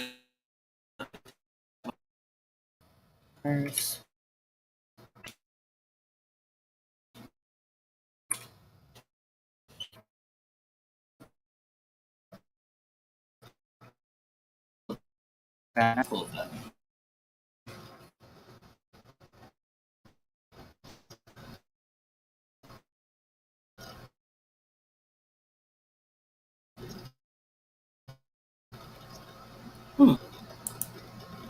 Let's check this out.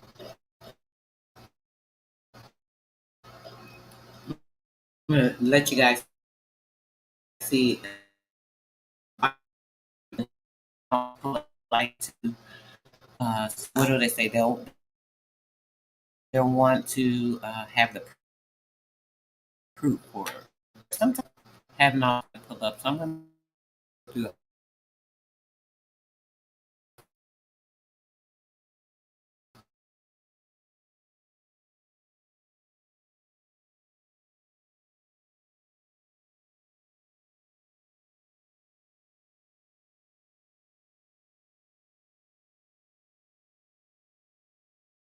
He amplifies the Jesuit temple that served as a model throughout the Americas. As a model throughout the America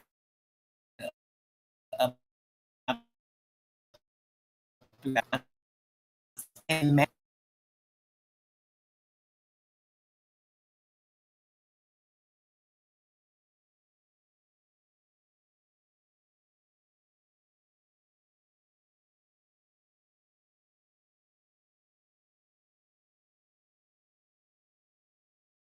into it. Okay. It's into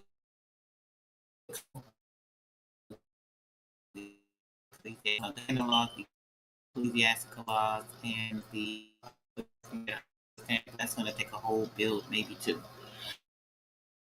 Also European construction methods, specifically adopting a phased approach to building that often spanned decades or even centuries. Okay. Construction of the Church of La Compañía in Quito, for example, began in 1605, although its facade was not completed until 1765. Damn, that took a long time, right? 160 years.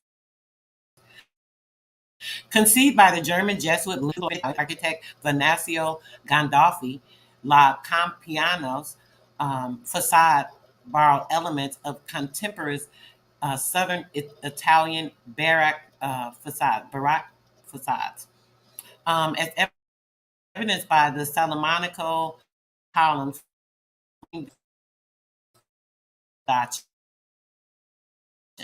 which is 110,016 words. Goodness gracious. But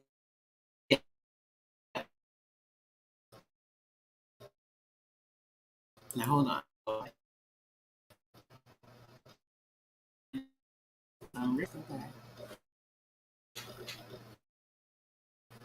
Go back.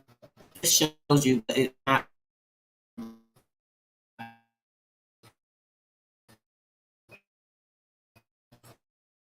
Let's go. I'm gonna check this. Hopefully, this will give me enough information.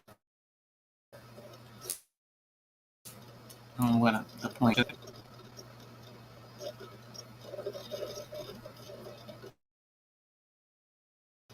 Okay. Church of Santa. Isn't that Bogota in Colombia? So it's saying San Francisco, right? It's telling you San Francisco. The Church of San Francisco is a church of Catholic worship under the patronage of Saint Francis of Assisi in the city of Bogota in Colombia. Avenida with Carrera Septima. What is that? Also known as Endura Pasiflora Avenue, is one of the principal transit arteries which crosses the eastern side of Bogota, north and south, and it is the most important thoroughfare of the city in the sense of history, culture, economy, and social. Carrera Septima, which is what? We know that has to do with money when you hear that Septima. Where it constitutes a complex made in the churches. Now, the history, let's read this. It was built in 1557 and in 1566 on a land donated by the Archbishop. How can the Archbishop donate land in a Colombian continent from Rome? To the Francis brothers, or the right bank of the Vicachi River, later called the San Francisco River, but it's called the San Francisco River. The original construction had an extension between 1586 and 1611. 1611, I told you guys, the church in 1611. In 1663, the main altarpiece was built, and in the 18th century, the building suffered severe damage and its structures due to the 1785 earthquake. I wonder why it was earthquake at that time. After which the tower had to be rebuilt. The work would be finished in 1794. The church was only made up to be a nave, to which small chapels were annexed on its right side. When the structure was seriously affected during the earthquake in 1785, these chapels were integrated into a second nave after the historical work. I hate when they keep doing that. Directed by Domingo Asquawaki, whatever his name is. Okay, now you guys see that. right? Oh, and you say, oh wait, let me go back. I see that they took it on the constructors that they took. The gold, remember at that time was. Look at that. Look at y'all see this? Look at all the gold that they took from the people. Right? They took this gold from the people, right? And built a altar to start a foundation, which is what I'm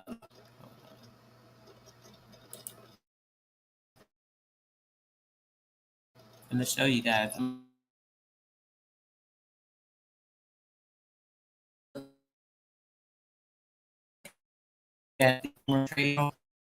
Crazy people are.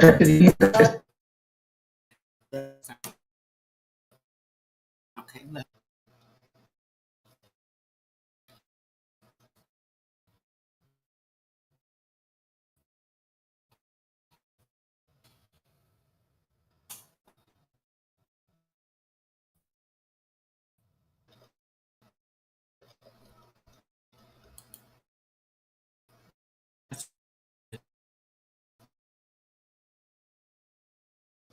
They got the damn nerve. I should have went to this one, but let's see.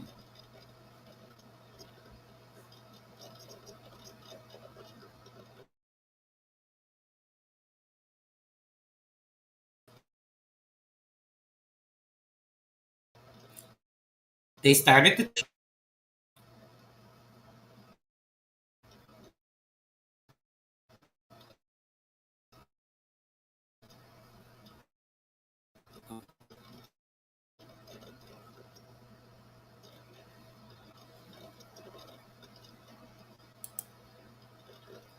religion and state, church and the government, all one entity.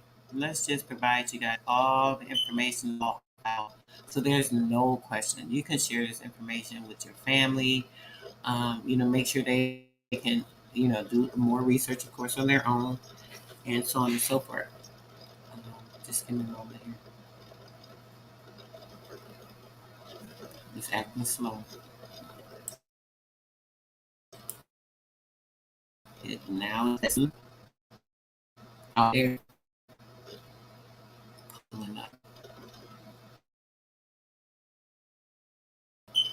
Taking forever. To the website.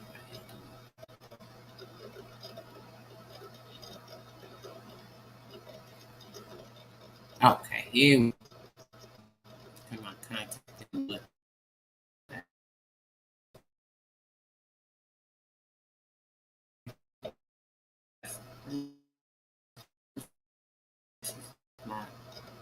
This guy.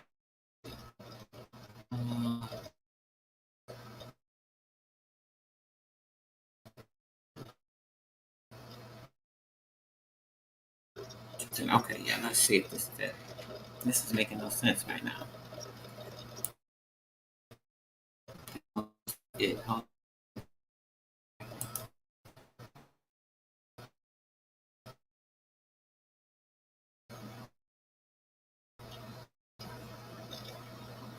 I might get not even want to open it up. Okay.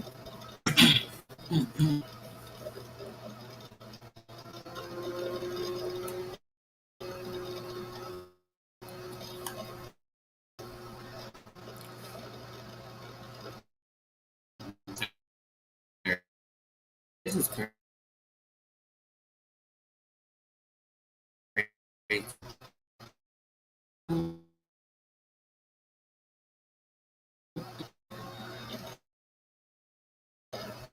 Now, I've never had the problem with this thing. Every tried.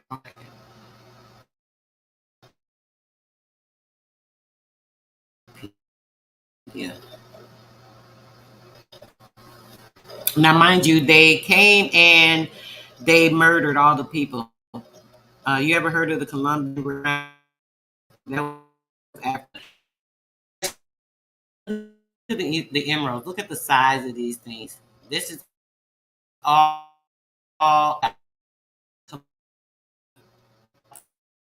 America and Northern South America. In the county, the mines produce the most emeralds of the global market. Check this out. Emeralds. You know how expensive emeralds are? This is um, another one of our minerals that they have monopolized off of, and we haven't gotten anything. Okay.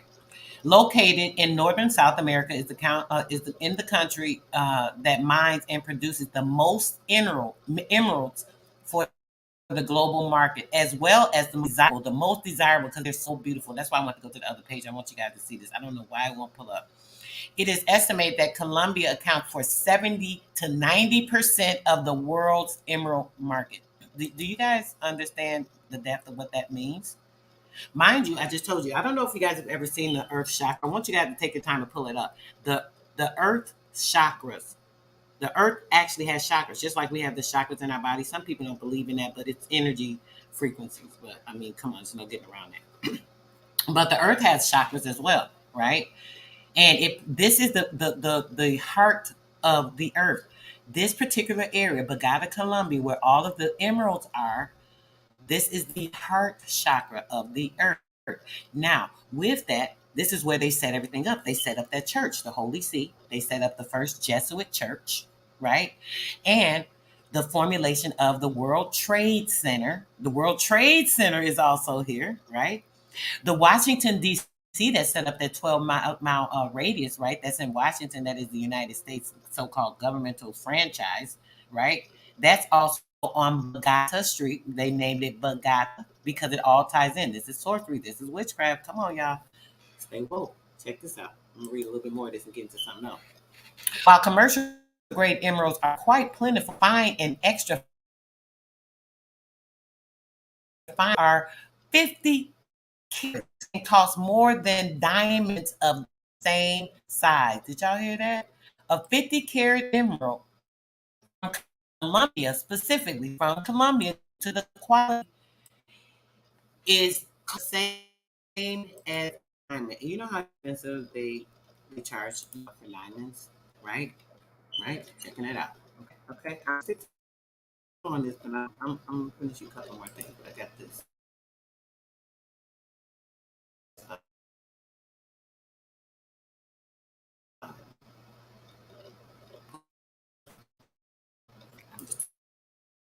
Okay.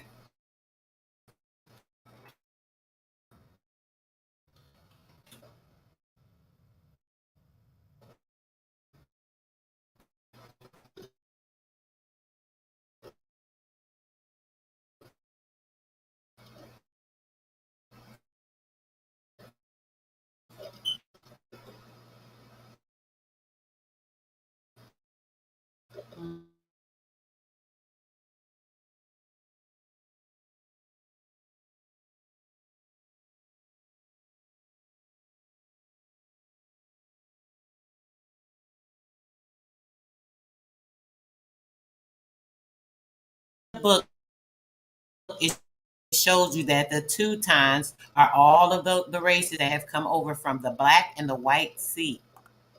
Check this. Let's get into the Teutonic Order real quick. Um, the state of Teuton, its daughters, Flatedes, Deutschen, and Civitas Ordinis Teutoniki, right? Now let's go down here a little bit. Okay. This was a medieval crusader state located in Central Europe along the southeastern shore of the Baltic Sea, the White and Black Sea, the Baltic Teutonic Order. Now, actually, I might need to get into that.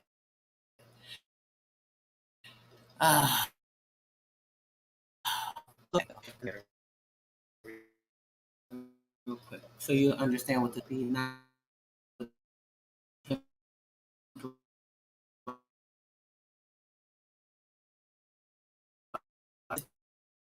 religious or for the I'm not order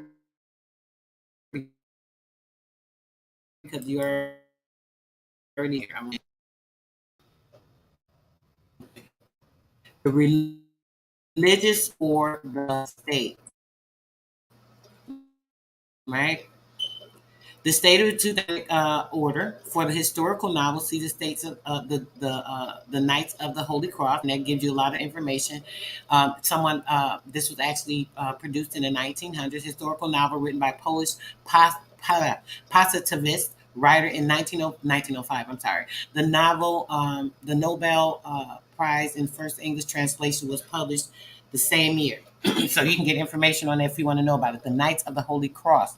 There's also a film called Knights of the Teutonic Order. A film called Knights of the Teutonic Order. If you don't want to read and you want to get information about it, it will describe and tell you everything.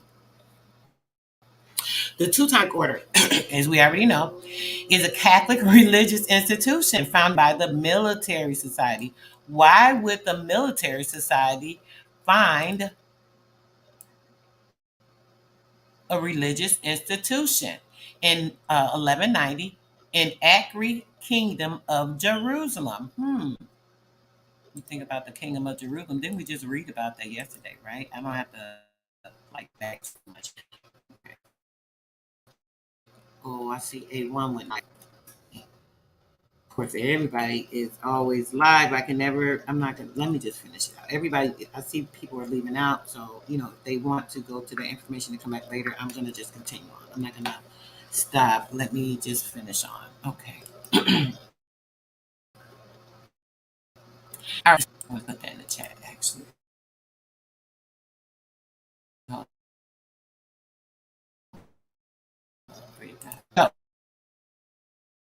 you guys understand. Okay. Of St. Mary's to aid Christians in the pilgrimage to the Holy Land. And it was what? It was to aid Christians in the pilgrimage to the Holy Land and to assist hospitals, medicinal, medieval, goes into medicinal, pharmaceutical, pharmacy, pharmakia, witchcraft. I hope you guys are paying attention. Its members have commonly been known as the Teutonic Knight. Okay, let me put that in the chat as well. Yes, brother, I'm definitely going to keep going on. Sounds like the Birth of a Nation movie, huh? Yeah, talking about them pretending and doing all these different things. It's just so absurd. It's crazy. Let's go. I don't want to get distracted. Okay, having a small voluntary and mercenary military membership, serving as a Crusaders military order for, and the Baltic states, or the Baltic countries, in the geopolitical term, which currently is used to group three countries. It's used to group three countries: Estonia, Latvia, and Lithuania. All three countries are members of NATO and the European Union, the Eurozone, and the OECD, the three southern states on the Eastern Hemisphere. All right, let's move on. During the Middle Ages, purely religious since 1810, the Teutonic Order conferred limited honorable knighthood and the Bailiwick of Utrecht of the Teutonic Order, a Protestant chivalric order, is descended from the same medieval military order and also continues to award knighthood and perform charitable work. Who that? What did we just read about the Pope? What did it tell you guys about the Pope? I'm not very good at remembering certain things, but it told you guys that they were responsible for all charitable works with the government, correct? That's what it said, didn't it? You guys recall that? Okay, let's keep moving. Okay. The name of the Order of Brothers of the German House of St. Mary in Israel is in German. Okay? Order von Deutschen, Hoster, Heligan, Maria of Jerusalem, and in Latin, Order Domus Sanctae Maria Teutonicorum Hierolysimi Tonarium. Thus, the term Teutonic echoes the German origins of the order. Teutonicorum in its Latin name, of the order in its Latin name. Okay. German speakers commonly refer to Dutcher order, officially short name, literally German order, the German order. Historically, also the Dutcher, which you think is Dutch, but it's the German order of knights, order of German lords, the order of German knights, the Knights of Mary, the Lords of White Capes. Okay.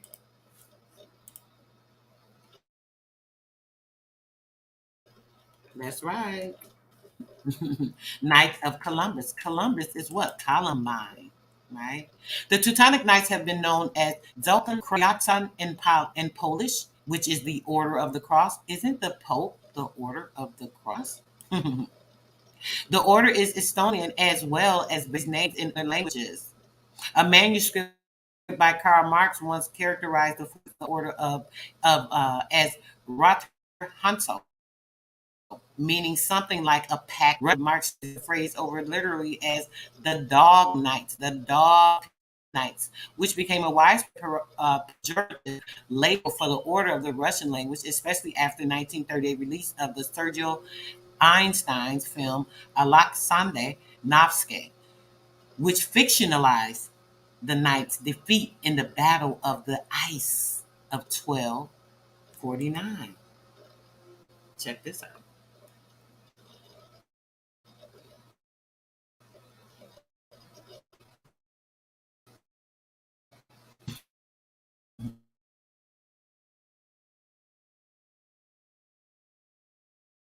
Slots between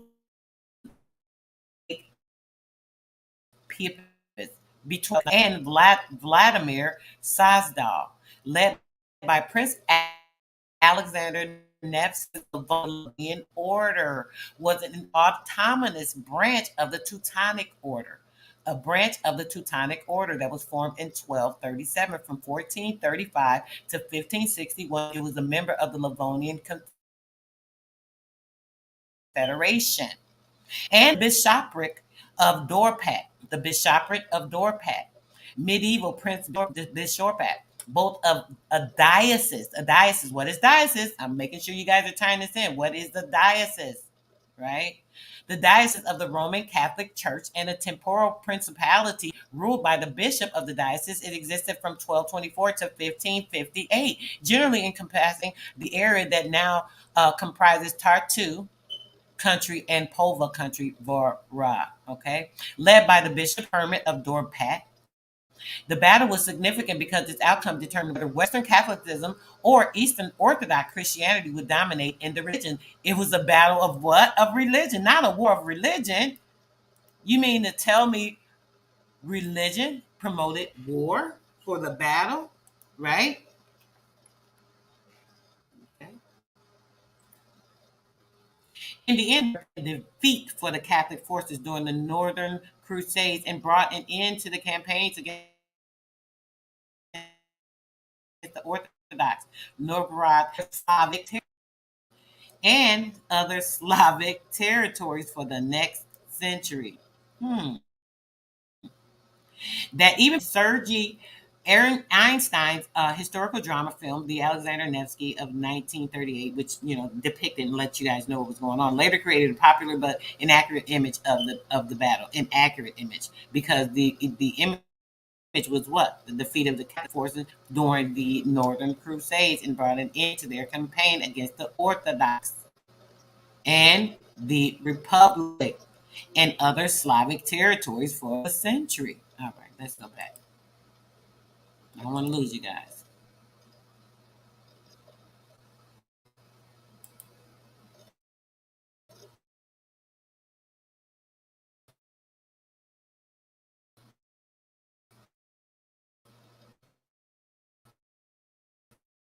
Knights of Templar.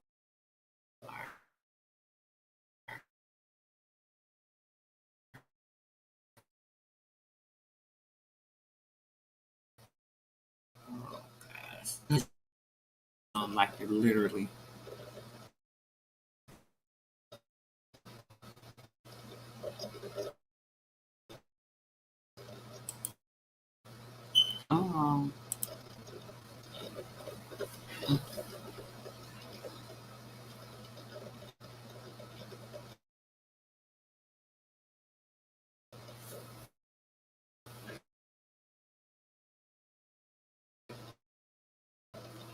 a member of the Catholic military, Teutonic Order, officially the Teutonic was to help the Arabs and failed attempt. They set up a hospital outside Acre during the siege of that city. The hospital was granted the status of an independent military order by the Pope. Do you hear this? They came in with the we're putting this hospital, and now there was a way for them to seize again. So all part of the invasion.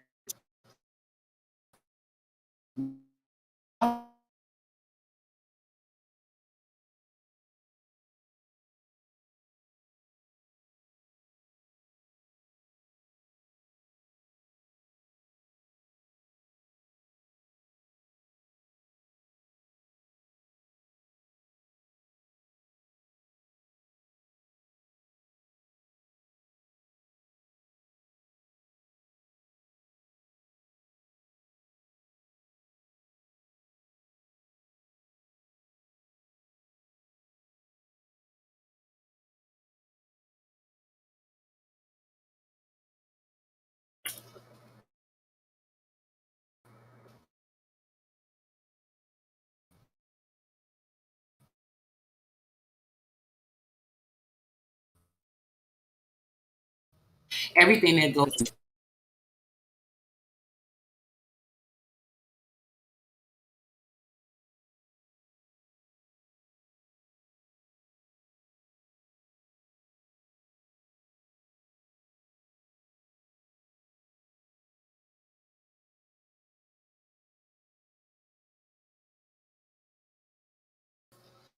We're talking about the Jesuits are there.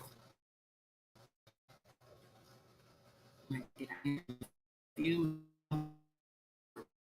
one or two kind of internet is acting up. Just maybe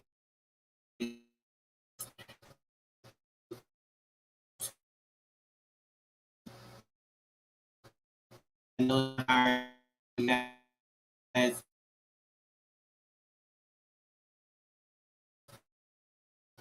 it's seniority and kind of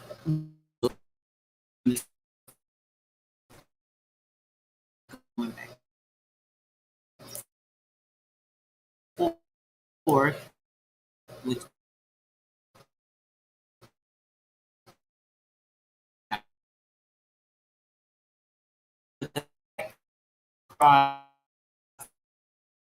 on the way, right? All right. The foundation of the Third Crusade, you guys can look at Teutonic Knights, the world and get this. Okay. Hold on.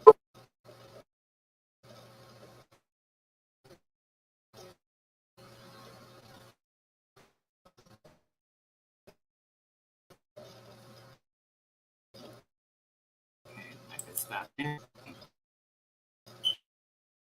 Already crazy. I already said breaking up. I actually had a good 2 hours. I'm excited about it. Let's stop sharing. Stop it. See if that helps. Yeah, I guess I had a good 2 hour build before it started breaking up. I was about to get into some other things. Be right back and going to get some Popeyes. Freaking clone chicken. No, brother, no. Okay, sorry. Let me see if it's gonna let me pull this up. Lord, jeez. Mm-mm-mm. Okay.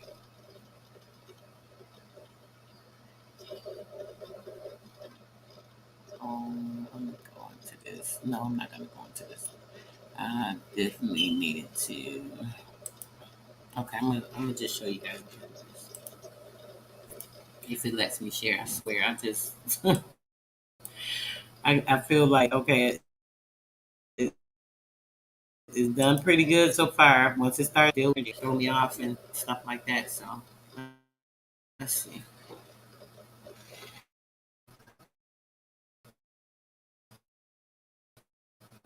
Man, every time you turn around, some child is killed. The mom, the baby, us right now is just horrible.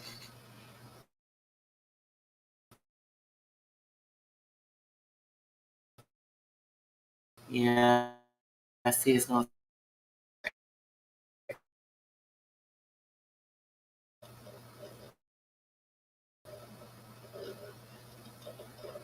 Okay.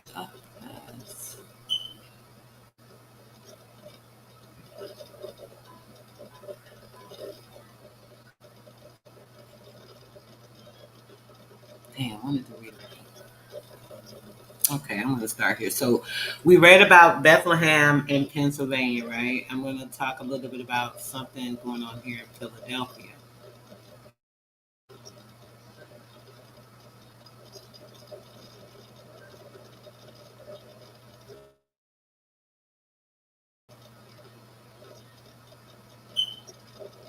Okay, yeah, I'm going to start here. Okay. History of the Knights of Templar, the state of Pennsylvania. Here we go, state of Pennsylvania. Another year now swells the might we in union, peace, and harmony. Send to you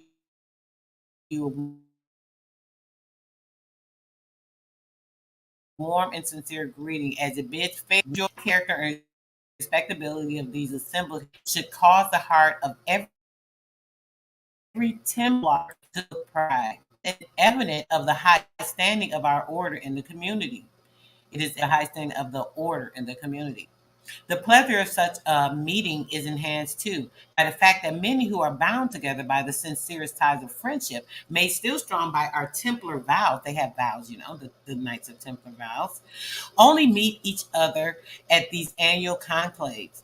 After such reunions and the discharge of our duties, we again separate, each to seek his house and cast his bark again upon the troubled sea of life, and none knowing when the next annual summons shall come and how many may answer to the call. The uncertainty of the life of truth, excuse me, of truth these thoughts upon us, for in God none may escape.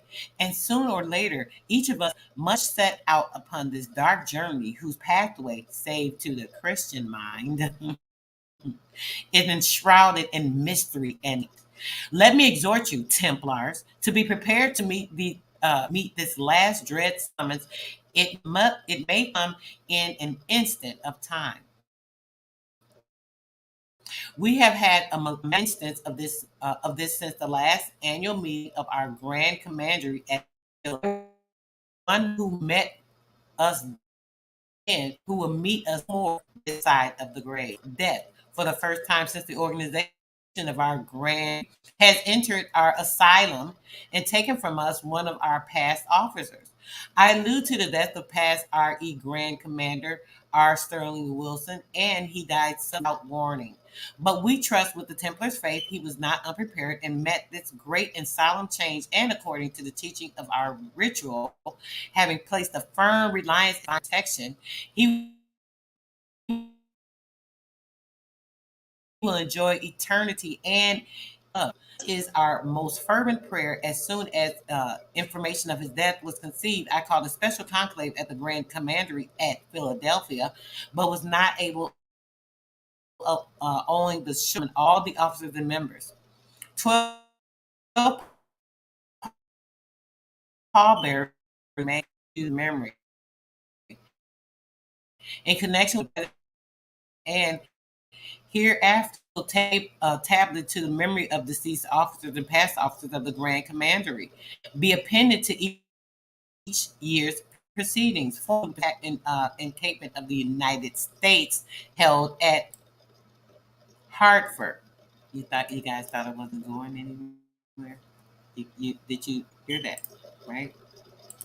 You guys see the Holy See. All of them are under the same thing. Energy lady, you have to hit my email, sis. Hit my email. Let me turn it in the chat, babe.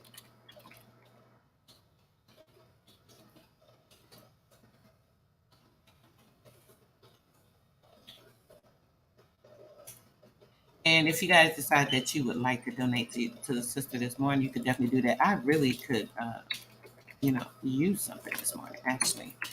A couple of things going on this week, and it's been a little overwhelming. So anyone, feel free. No obligations, of course.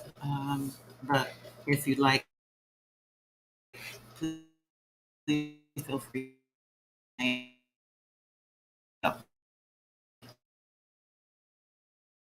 the present instance, and here after grand encampment of the United States held at Hartford, Connecticut in 1856 of our order 738, right? I would urge the committee to prepare a burial service to discharge their duties without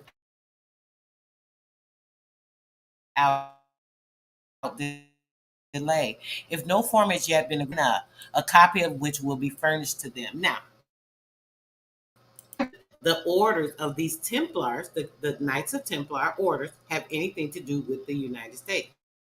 Why would the Knights of Templar order have anything to do with the United States? Because they're what? Part of the Teutonic Order, which is what? The Catholic system that goes back to the Holy See. They are all knights of the order. They are the preservers of charity, so on and so forth, because they go in, act like they're doing charitable work with the missionaries, setting up encampments, right? Colonizing in areas, setting up hospitals. They just told you what they do. They set up a hospital, which is a hospice.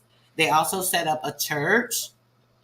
They set up a flag. They said they put the white flag, so they put a flag and say that this is their area. I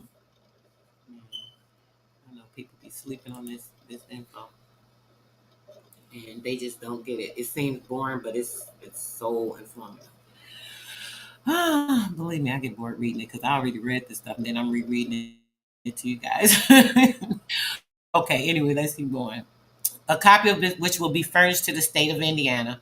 No new commanderies have been forced during the past year, but those with one or two exceptions are the poorest and the flourishing condition. This is no doubt owing in a great degree to the union in the former two grand bodies of the Commonwealth. The former two grand bodies of the Commonwealth. Now, what did we read in the Commonwealth? Do you guys, anybody remember me reading in the Commonwealth book last week? And it's showing you everything, even as far as the dark forces pressing down on you, your spirit, the spiritual dark force. Man, if y'all don't see all this stuff tying, don't do bills for any reason. When I'm doing the bill, what I'm trying to do is actually open the portals in your mind so you are seeing everything and able to actually pull it together yourself. I mean, I don't have to really put it together for you if you guys are pulling together in, for yourself. The benefits of which are now fully felt and appreciated. Kindness, knightly courtesy, and harmony now reign supreme within the sacred precincts of our asylum. Indeed, I do not think that the fact that no new commanderies having been added to our roll should be required as a matter of regret. We're already strong in numbers and influence. We are already strong in numbers and influence, and the past has taught us that where there are few commanderies and portals of the asylum are more securely guarded against the admission of those unworthy to receive knighthood. What? Several of the commanderies which since the unity find they are too near each other to work to advantage are seeking to consolidate a course with which I strongly recommend the hope to see accomplished. As Masons, here we go. They tell you what they are. As Masons, we have also reason to rejoice at the union of the two Grand Lodges in New York and the settlement of the unhappy difficulties that have so long estranged the craft of that state. Y'all getting this? The government, the Knights of Templar, the Teutonic Order, the Masons, the Pope, all part of the same gang. It's all part of the same gang. Game and gang. Okay? All right. I know y'all with me. I know y'all got it. Y'all get it. Call attention to the senior knights, to the financial condition of the Grand Commandery, that immediate steps may be taken to relieve the treasury from embarrassment, to relieve the treasury. What do you guys have to do with the treasury? During my office, I have certain whom I in intercourse and most uniform kindness and courtesy. And when I retire from office, it will be with feelings dampened by no single regret. When he retires from office, what office? Government office. The government office. That's what they're talking about. Because they are what? They are all together. Right? All right. Let me show you guys.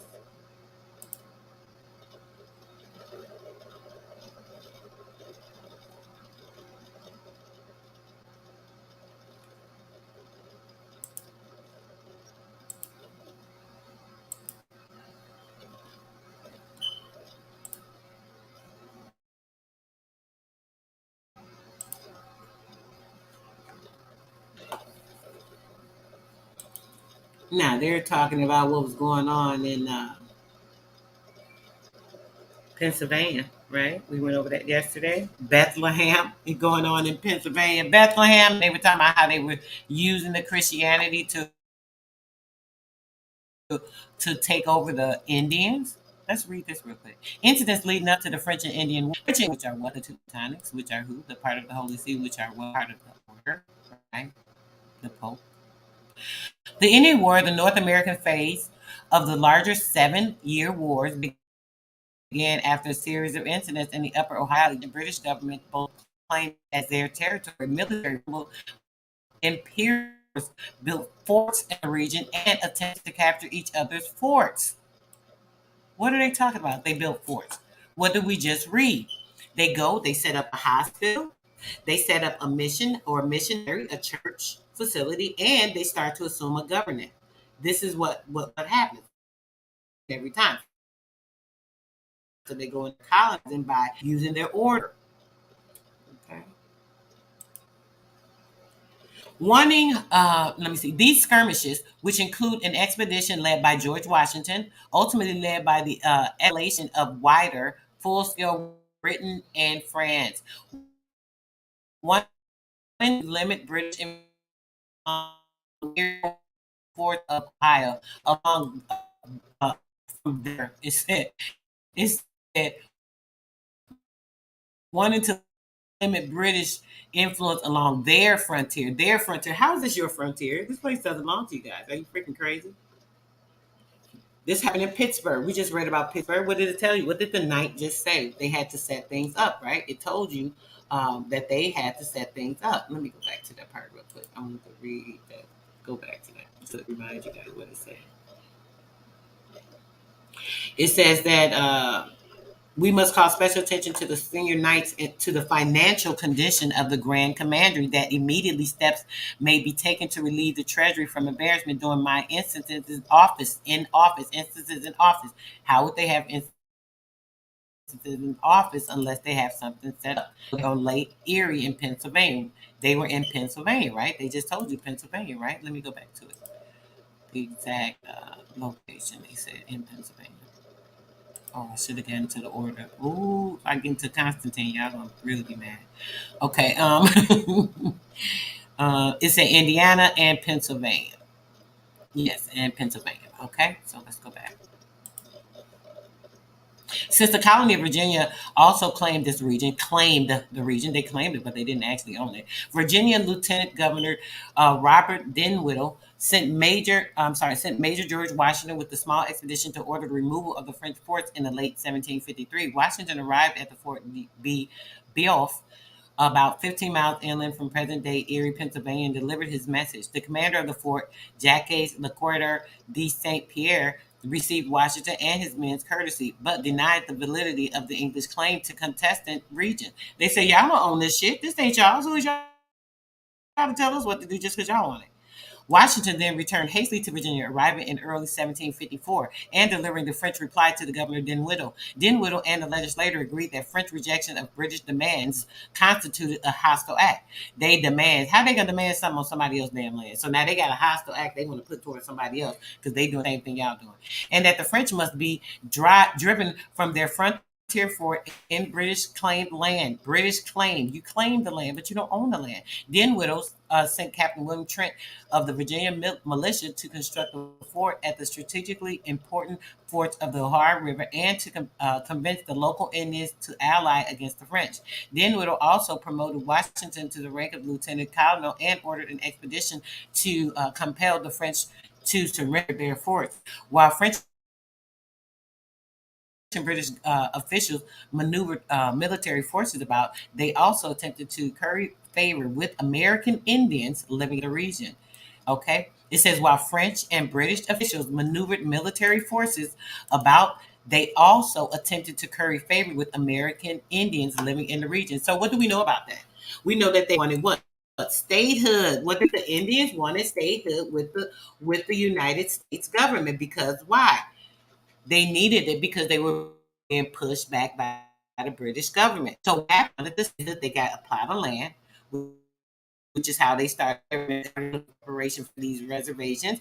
They also got $500 per Indian and a plot of land for 65,000 Indians under those 5 tribes. This is the statehood because they were being pushed back on, pressed down on, right? Which was allied with Great Britain. British officials claimed the Iroquois Confederation had granted a Native American named Tanagaresi the title of half king over the Mingos and other Native communities under Iroquois rule. However, many Indians in the upper Ohio Valley were concerned about the British colonists encroaching upon their land and did not acknowledge either British or Iroquois authority. I know that's right. Although many of them also feared French power or grudges against the French from previous wars, the Indians of the upper Ohio Valley believed a French alliance to be lesser of 2 evils. So this is how they formed the French alliance. Lesser of 2 evils. Consequently, they were amenable to supplying the French forces with additional men and intelligence about the British movements. So they were spying on the British and coming back and giving information to the French so that they could defeat them. Aided by such supports, the French soon learned of the British fort that William Trent and his small group of men were constructing, and the French forces moved swiftly to compel its surrender on April 17th of 1754. The French destroyed the unfinished fort, building in its place and much more formidable Fort Duquesne. So this is the fort, and they destroyed it because they had Indian spies that were going and showing them what was going on. Guys, oh my gosh, my throat is hurting. I'm trying to keep it together here. Hold on a second. Okay, hold on one moment, guys. I gotta pull something else up here.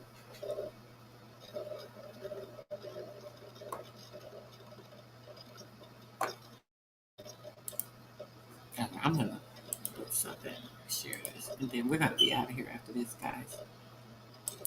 I want you to understand something. Okay, we're gonna read something on Christian doctrine, right? In Christianity, the key term of the Christological doctrine formulated at the First Ecumenical Council, which was held in Nicaea in 325. Let me see. Am I sharing? Let me make sure. Okay, it is sharing. And 325, to affirm that God, the Son of God, the Father are the same substance, the same substance. The first council presided over by the Emperor Constantine, so I might just have to go over there. Remember, Constantine, and it was convened. It was convened to resolve the controversy within the church over the over the relationship between the persons of the Trinity. The council condemned Arianism, which taught that Christ was more than human, but not fully divine. The use of homotheos, Greek of one son, to put an end to the controversy. Although the influence of Arianism persisted in the church for centuries, in 381, Emperor Theodosius I summoned the second Ecumenical, sorry about that, council, the first council, Constantinople, which developed the affirmed and earlier creed and Nicene Creed. You heard that? The first council. Let me just put this in the chat for you guys as well. Certain things I want to be readily available. The first council of Constantinople, which developed and affirmed the earlier creed, the resulted Nicene Creed, also to the world homoousios, and became the definitive statement of Orthodox ballet. Okay,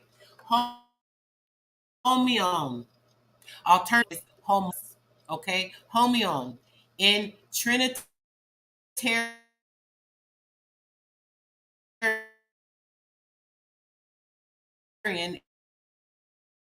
of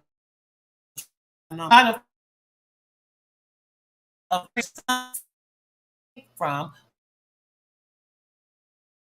but like of one substance. Greek Constantinius II called for the Western Church at Rimini, October 359, and Constantius' death in 361. It was revived in the East during the reign of Emperor Valens, 364 to 378, but was finally condemned with an Arian views and the First Council of Constantinople in 381. Church and state. Now we're going to get into what church and state is with their true definition, right? Church and state, the concept, largely Christian, that the religious and the political powers in society are clearly distinct, though both claim the people's orders were not clearly defined in most civilizations. People worship the gods of the particular state in which they lived. Religion is in such cases being but a department of the state. Religion in such cases being but a department of the state.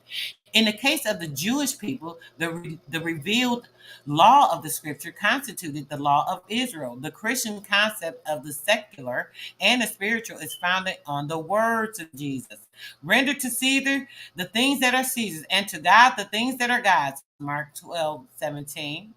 Two distinct, but not altogether separate areas of human life and activity had to be distinguished. A theory of two powers came to form the basis of Christian thought and teaching from earlier times.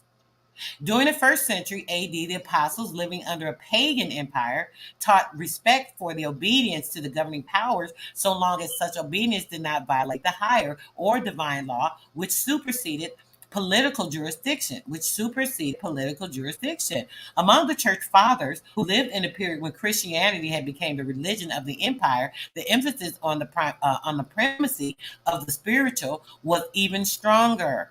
They insisted upon the independence of the church and the right of the church to judge the actions of the secular ruler. With the decline of the Roman Empire in the West, civil authority fell into the hands of the only educated class that remained, the churchmen. The church, which formed the only organized institution, became the seat of temporal as well as spiritual power. In the East, and the civil authorities centered in Constantinople, dominated by the ecclesiastical throughout the Byzantine period. This is why I told you we got to get into the ecclesiastical, the canon law, and the natural law, all under Constantinople. What do you guys think of that? What do you guys think of that? If my throat wasn't getting so dry, I swear I would keep going because I'm gonna have to get out of here in a minute and see what's going on. Because yeah, you guys see that now? Hold on, I got just one more thing. Hold on, let's see. Or two, maybe I should say part two because this may go a little too long. I'll start it. I'll start it just so you guys can see. This is definitely very fertile in the information. Okay, hold on a second. Let me pull this one up. Hold on. Okay. All right. All right, let's go. Oh wow, the internet seems to be moving fast as heck right now.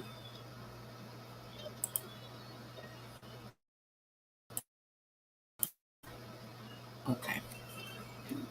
I'm happy to show you that video before I get out of here. So keep up. And now it's starting. As soon as I start sharing, yep. I should have known. Oh my gosh. Battery low. Oh man, I forgot to plug this up. I forgot to turn it off. Actually, it's been sitting on all this time. When I get ready to play my music, I ain't gonna be able to play it. Let me plug it up. Okay. All right, guys. All right, let's go.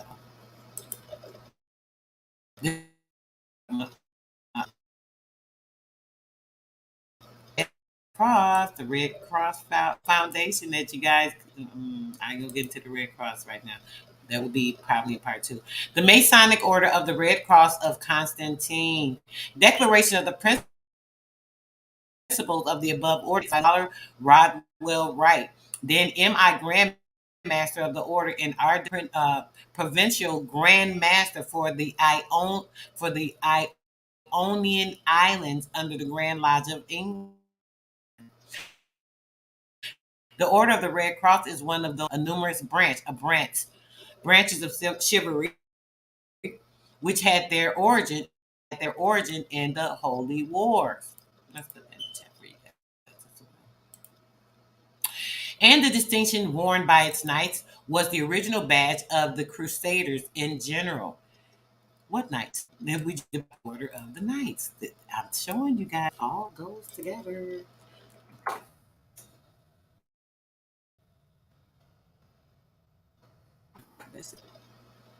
Okay, there we go.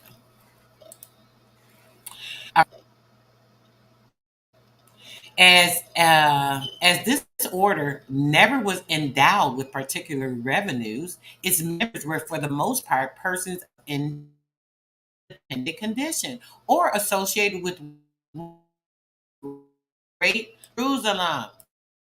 What? Not Jerusalem. Are we talking about Jerusalem, Pennsylvania? Yeah.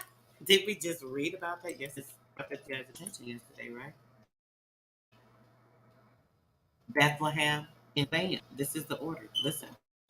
As, however, the distinguished characteristic and constitutions of this order, though existing only in unwritten tradition, have been partially preserved to the present age. Some Knights Templar, zealous to the united cause of masonry and chivalry, zealous, like going strong, if you don't know what zealous means, to the united cause of masonry and chivalry, have thought it expedient to revive it on the footing of its ancient establishment. I just showed you guys the Teutonic Order, the Order of the Knighthood, and that for various reasons. First, because the Teutonic Institute has been greatly frustrated by the indiscrimination admission of persons of every description, that the sublime branch of our system, known by the domination of Christian masonry, Christian Templar, Knights of Templar, Christian Holy See, Christian government, all in the same thing, has fallen into still worse hands, whereby the test of faith originally for initiation has been dispensed unnecessary. Yeah, guys, I am definitely getting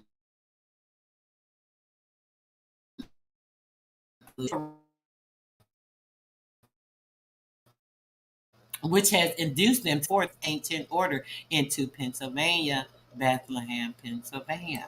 They earnestly wish to counteract the evil designs in which the privileges of the Masonic system have been perverted by men and unprincipled character. Really.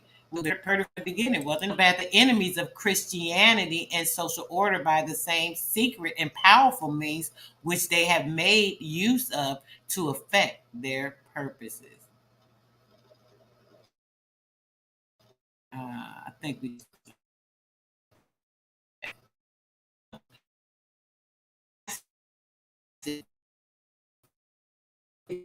it ties into, I'm going to get into it part two. There's so much more. I mean, that's just a small part of it. Oh my gosh, when I get to telling you guys the aspects of the law part of it, the government part of it, when it comes to you removing and pulling yourself, I keep telling you guys really need to have yourself in order. You have to get yourself in order yourself. You're the only person that can order yourself. You control your body.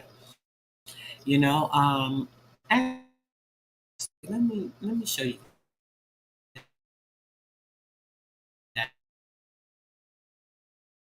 That's the body powder. Okay.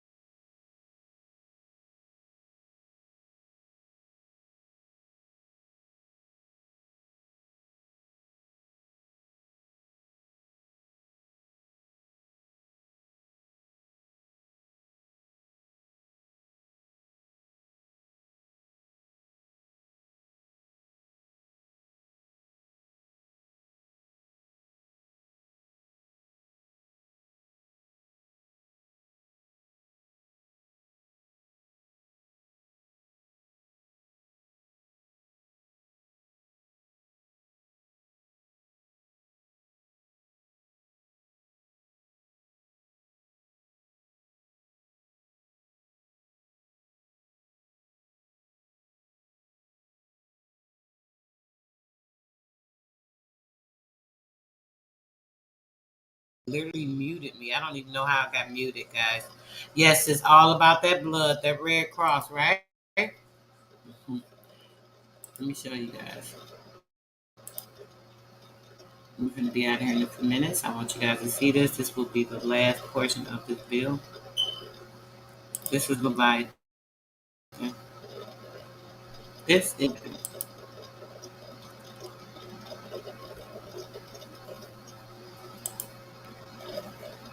Look up the body pot. Can you hear me now, brother? It muted me. I didn't even know I was muted. I just looked down and seen it was muted. That was crazy.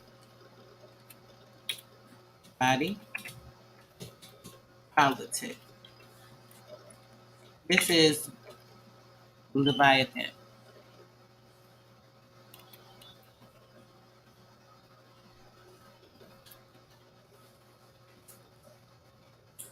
Okay, you guys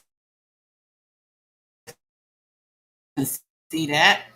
politic, Leviathan, or the master form, power. Listen, look the saying. I'm gonna go back and read a little bit of it. And you guys see the picture, right? Who is this picture? Can y'all see? Who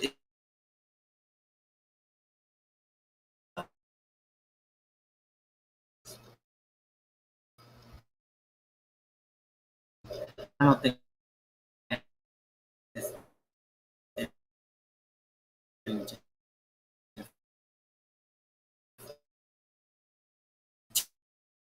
trying to formulate.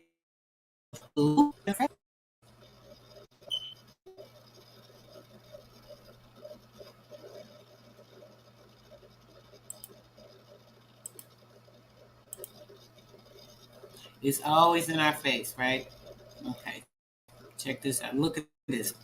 Leviathan, or the matter form. Matter, and you see that? Matter, the matter form and power of a commonwealth. The commonwealth, what have we been talking about? Ecclesiastical and civil laws. Haven't we talked about that? Ecclesiastical and civil laws. We just heard that mentioned in the Knights of Templar. We just spoke on it, and I told you guys we're going to be doing part 2, and I'm definitely going to go over that with you. But look, you guys see it? Look.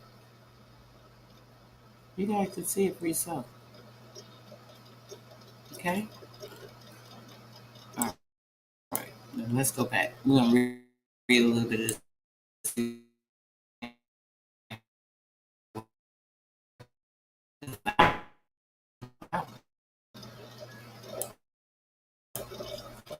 I don't have to read a little bit of this together.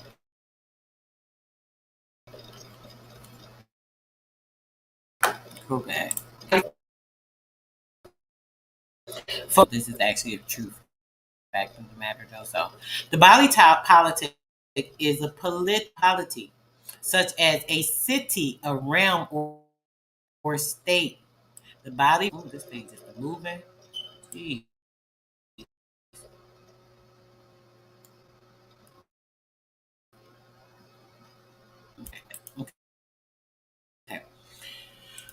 The body politic is a polity such as city, realm, or state considered metaphorically as a physical body. Historically and sovereign is typically portrayed as the body's head, and the analogy, which is having your mind free, your brain free, not being an imbecile. The analogy may also be extended to other anatomical parts, as in political readings of East. The originates in ancient Greek philosophy, later Roman, the high and late medieval revival of the Byzantine Corpus Juris Civilis, right? The Corpus Juris Civilis. It is the modern name for the collection of fundamental works in jurisprudence. Jurisprudence. Look up jurisprudence. I might go into that when we do the next build, so you guys can actually understand. Sets the cue. Maybe I'll do those in a bill together. Jurisprudence issued from 529 to 534 by order of Justinian. Excuse me. Oh, I'm sorry. By order of Byzantine Emperor. It is also sometimes referred to metonymically after one of its parts, the Code of Justiniana. Okay. It is in Latin Europe, the body politic. It is the body politic. Took on as jurisprudential significance by being identified with the legal theory of the corporation. By being identified with the legal theory of the corporation. Gaining salience in political 13th century in English, limited politics developed into the theory of the king's two bodies and the crown as the corporate soul. Remember, I did a bill about the corporate soul a few weeks ago. If you guys remember, you got to keep tying this information. You got to tie it together. The metaphor was elaborated further from the Renaissance on as medical knowledge based on Galen was challenged by thinkers such as William Harvey. Analogies were drawn between supposed causes of diseases and disorder and their equivalents in the political field. viewed as plagues or infections plagues or infections. So political plagues, infections, right? That might be remedied with purges and nostrums. So plagues and infections and, political statuses, all these having to do with what? They had to have a church. So plagues, putting certain things out into the atmosphere and the air. Then there's a hospital need is for hospice and things of that nature, so they can take care of people that are dying and sick. All this is part of their plan. Then we just read that. The 17th century writings of Thomas Hobbes developed the image of the body politic in a modern theory of the state as an artificial person. Parallel terms derived from the Latin corpus political exist in other European language. Okay. Now, all right, guys. I'm definitely going to end there because my throat is getting scratchier and scratchier. But I hope you guys enjoyed this live. I definitely will be doing a part 2 to finish out. We'll go more into the Knights of Templar and also Constantine. And I may go into a little bit of the jurisprudence or the corpus juris civilis. We can try and tie all that in with the next bill. It's been almost 3 hours. We had a little bit of a hiccup, a few things that were going on. But the sense of it, and the second bill was actually pretty dope. I didn't have too many issues. So, Peace says, thanks so much for coming through, babe. You guys are so appreciated. You guys are awesome. Y'all energy keeps me going. It makes me want to, even when I get frustrated and the internet acting stupid, the StreamYard's acting stupid, YouTube's acting stupid. Everything seems to be trying to put those negative, nasty frequencies toward me. You guys always make a balance. So I really appreciate you guys. All right, guys. Peace, love, bliss, and I am out.